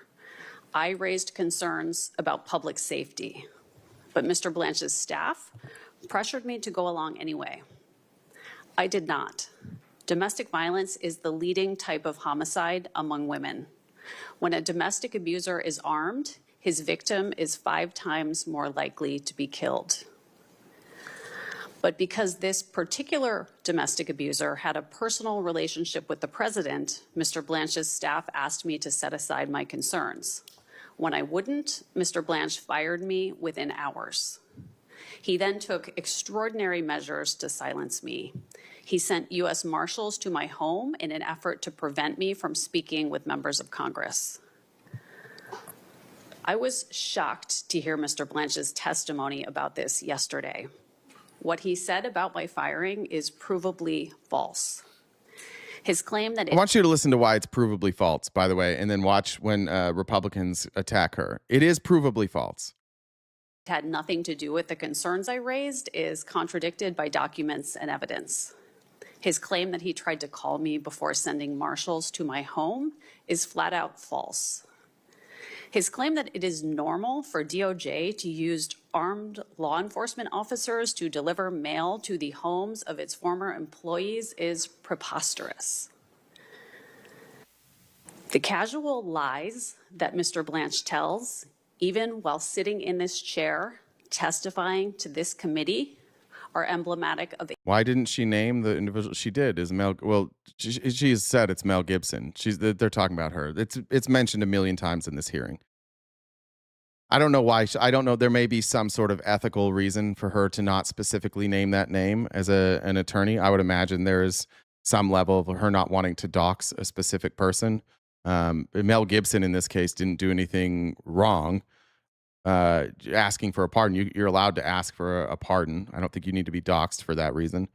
So I would imagine it has something to do with her ethics that makes it so that she doesn't specifically say Mel Gibson. A much larger problem. All right. Now here's Eric Schmidt trying to smear her, and this is pathetic. By the way, this before we get to that, this is what we're talking about. We can read it tomorrow, but I guess Trump says Qatari gifted Air Force One to be maxed out following questions of security. I don't know how much that's going to cost to max it out. It's worth $400 million. I'll probably do that story tomorrow. Then I don't know how much they're going to pay. Anyways, here's Eric Schmidt, and we'll finish up. By the way, who was that? I want to say Cassandra W. Cassandra in the chat for wiping out the rest of that goal. Appreciate it. YKSD said thoughts on New York rep. I forget how to say that. Chevalier free movement idea. I don't know that. Will you send it to me either on Discord or TikTok or wherever? I'm not sure what the free movement idea is. I was pretty detached from my phone this weekend, so most of what I covered today is what I had ready for Friday or what I saw this morning, so I may have missed that. But send it to me. I'd love to see it. All right, here's Eric Schmidt. We'll end it on this, but this is what the Republicans have to do. The one thing they don't want to talk about is how Todd Blanche fired somebody because they wouldn't give Mel Gibson a pardon. And so they make up new reasons, and here's what they try and come up with. You know she has receipts. Yeah, I mean, we all have the receipts. Everybody has the receipts. I want to turn to you. In fact, by the way, before we get to this, she mentioned this, but the Department of Justice confirmed when she said that she was fired for not doing that party, the Department of Justice did not refute any of those claims. The Department of Justice has not come out and said you were fired for a different reason. Without confirming it, they've essentially confirmed it by saying, yeah, like, we're not denying any of these claims. So now it's just like, now it's in Congress, it's their job. So now they dig into her past, and this is what's gross about Congress. They dig into her past and they try and manipulate what she's done and say that that's actually the reason that she was fired. For the record, before we get to this, Liz Oyer personally does not believe in the death sentence. She does not believe that people should be punished by death. I also don't like the death sentence. I don't think that death row should exist. I don't like that we kill people as retribution. I'm anti-murder, and even if it's justifiable by law, I'm anti-death sentence. For the record, you can have a different opinion than me. I do think this is one of those places where, you know, there's a lot of varying opinions. But it's important in this scenario because she doesn't believe that it is constitutional, and she doesn't. She often recommends that people have their sentences commuted off of death row. Not that they can't stay in jail the rest of their life, just that they won't be killed by the government. You were Biden's pardon attorney, and I want to make sure I'm clear. Your testimony here today is that you were fired because you wouldn't recommend restoring Mel Gibson's gun rights. Is that right? I was fired just hours after I declined to make that Okay, you can't think of another reason why you might have been fired. Oh, death sentence, death penalty, it's the same thing. Jen's making fun of me for saying death sentence instead of death penalty. That's the only explanation that I'm aware of. The Justice Department actually put in a pleading Paying RTP to hate Trump with my Antifa dues. Thank you. that was submitted in my appeal of my firing, the fact that the facts of my firing are not in dispute. On November... You hear him cut her off right there, but she says the facts of my firing are not in dispute. Not her. The DOJ did not dispute the facts of her firing. And you talked about... No, she didn't let death row inmates off. She's a pardon attorney. She can just make recommendations, Margaret. And it wouldn't be that they got let off. It would be that they didn't. She was advocating that they not get the death, the death penalty. I guess that's where the death sentence. That they not be killed by the government. That they just live their life in the rest of their life in prison. You're concerned about public safety. On November 4th, 2024, you authored a 73-page memorandum recommending the commutation of all 40 federal death sentences. Isn't that correct? Well, as I've told two members of the committee now. But now, a commutation is not a pardon. It means that you do not receive that sentence. In this case, death. She recommended that people not be put to death. Our government's track record on killing innocent people on death row, not great. We kill too many innocent people. I just agree with this. I think that a lot of times people want retribution. They want vindication for horrific crimes. I'm just not pro death penalty. I don't think that we are able to I don't think we're able to bat 1,000 on that, and I don't want innocent people to die. Plus, I just don't like killing in general. Even if innocent people weren't dying, I would likely still be against it. Don't play the game with me, because it's not. They've waived executive privilege. I have the report right here. It's dated April 24th, 2026. Sorry, this makes me laugh. Let's go back, because this is where Eric Schmidt loses what he's talking about. Because it's not. They've waived executive privilege. I have the report right here. It's dated April 24th, 2026. It's actually, your memo is quoted in here. It's. Hear that? He's citing a report where her memo is cited. And she's saying, I don't think I wrote that report. I'm not sure what report you're talking about. And he accidentally just let it slip right there. Oh, you didn't write the report. They cited your memo in this report. He's already confused. I think he realized it, and he's trying to like move past it and not let her speak. But he realized in real time, like, uh-oh, you didn't write this report. It's public knowledge.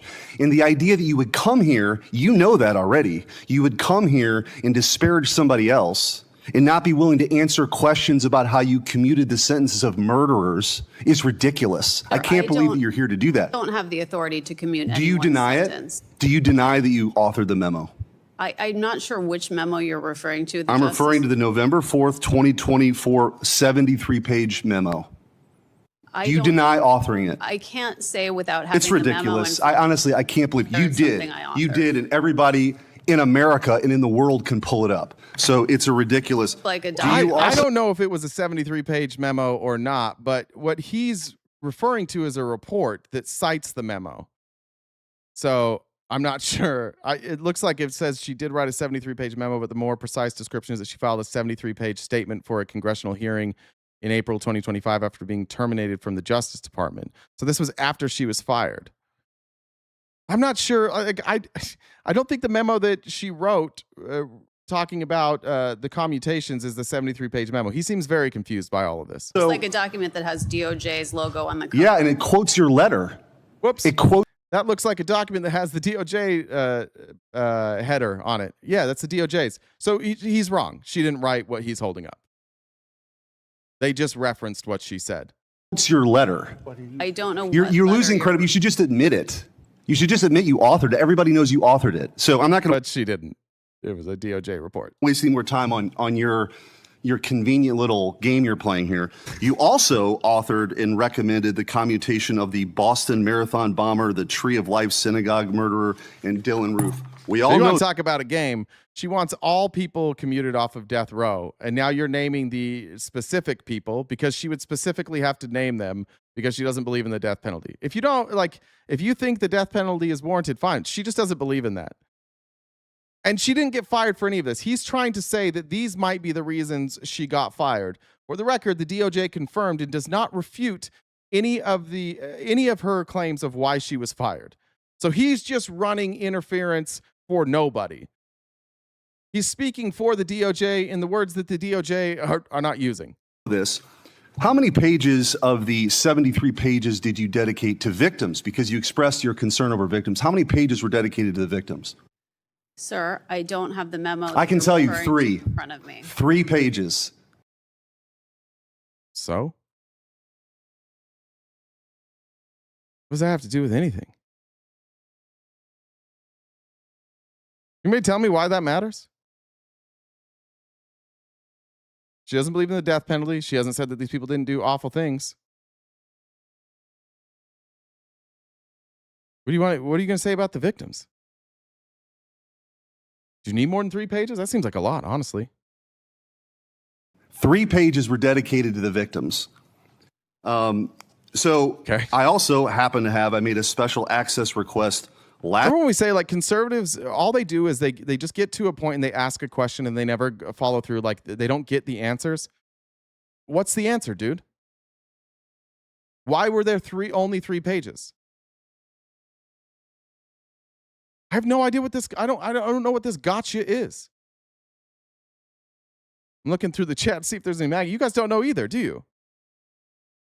They don't want answers. They want sound bites. Bingo. Last year, under the Presidential Records Act, for documents from the Biden White House on the abuse of pardons and commutations. We recently got those documents. I want to show you a couple. Here's one. It's dated December 3rd, 2024, and it's an internal memo on the commutation of the 37 death sentences that you were involved with. The memorandum states that the White House worked with reporters to, quote, ensure positive coverage. It says the White House gave advocates, the elected officials, resources and key messaging to amplify the news. You personally recommended So they gave talking points to explain why she wanted those commutations. That seems like standard operating procedure. commuting all 40 death sentence cases, and even broader action than Biden took. Again, that included Dylan Roof, the Boston Marathon bomber, the Tree of Life synagogue shooter. Did you know that the White House was using your recommendations as a PR stunt? Sir, I have no idea what document you're referring to currently. Well, let me just ask you in general, did you know that they were planning to message around your commutation? Sir, I was not an employee of the White House. Okay, I'll take that as a no. I'll take that as a no, but they used your ridiculous recommendation to as What's ridiculous about it? What's ridiculous about recommending that people not get the death penalty? I don't know. Why are these Christian conservatives so fucking bloodthirsty? We gotta kill people. The veneer of legitimacy. Document 2. I was called here to talk about Mr. Blanche's nomination. Yeah, I for know that's what Attorney you thought General. you came here to talk about. Yeah, because that's what she's there for, you dumb bitch. That's literally what she's there for. What the fuck else would she be there for? She got fired from the government. She's literally there to testify about Todd Blanche on whether or not he is qualified to be Attorney General. That's literally the only reason she's there. Yeah, that's what you thought. No, that's the truth. That's why she's there. You didn't know that I was going to be incoherently blasting you about your proposed commutations, did you?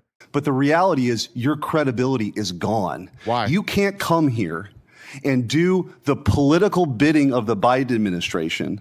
Excuse me, what?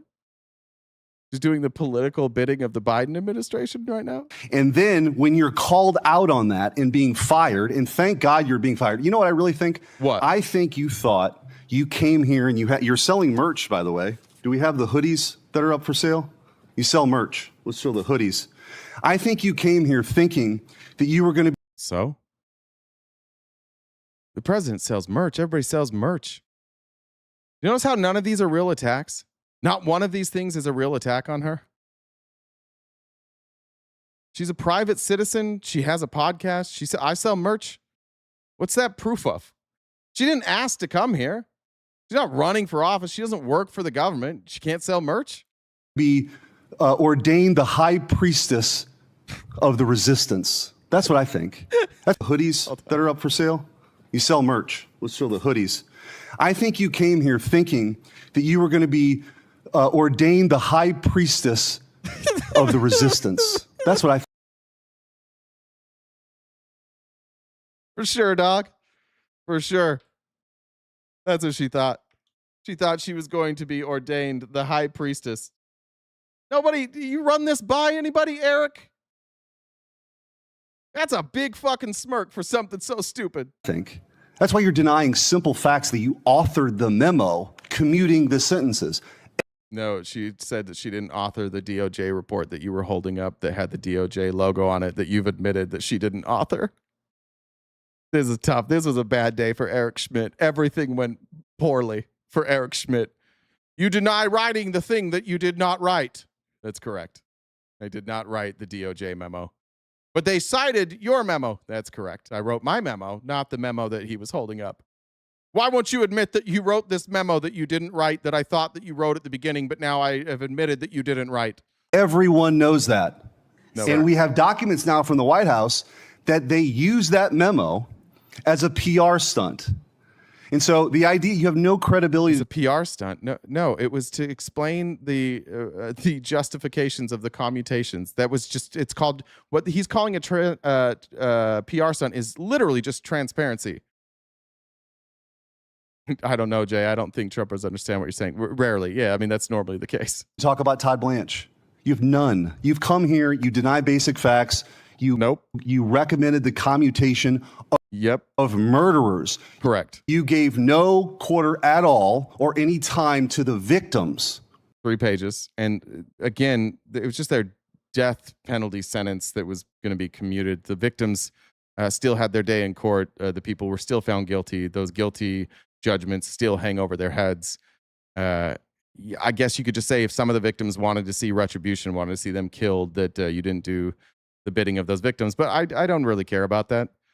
I don't really care if victims want the person to be killed or not by the government. I don't agree with that. So I would probably agree with her that I don't think people should get the death penalty. For the record, there's 2 people on death row right now that tried to kill my friend, that killed his niece and nephew, people that I knew. And I hate them. Can't stand them. I think they're evil. I don't want the government to murder them. We can have a difference of opinion there. That doesn't mean that her criticisms of Todd Blanche are wrong, because Todd Blanche fired her for not recommending that Mel Gibson get his gun rights back. She was fired because she wanted to hold a man accountable and say that you put your hands on somebody domestically, you don't get access to your weapons again. Of these brutal murders. So again, I can't believe you've been called here by the other side, but I'm glad we've had an opportunity to expose your hypocrisy. You did great, bud. You did real great, bud. Donald Trump probably texted you later and said how great you did. Bet he was very proud of you. The confidence. Where's May? Did May get the boot? May, where are you right now about entitled white men? We need you to talk about entitled white men right now. Now's your time to shine. All right, that's the end of that today. Okay, everybody. Jen, did I miss any? I'm double checking. I don't know if May got timed out, but I know Claudia did when she said that we couldn't take away her voice. So I had to prove to her that I very much could take away her voice. But yeah. I don't know if May's gone. So.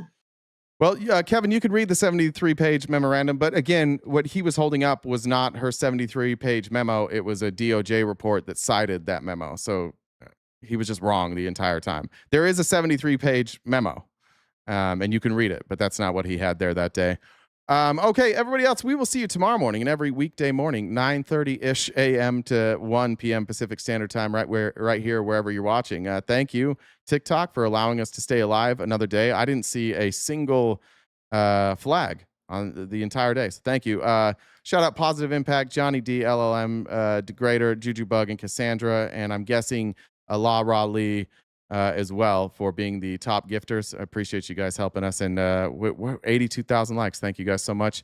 To everybody else, we will see you tomorrow morning bright and early. In the meantime, the replays of this show and every show are available on YouTube as well as Spotify. Give us a couple hours before they upload to Spotify, but you can watch the replays there as well. Make sure wherever you're watching right now that you're following us.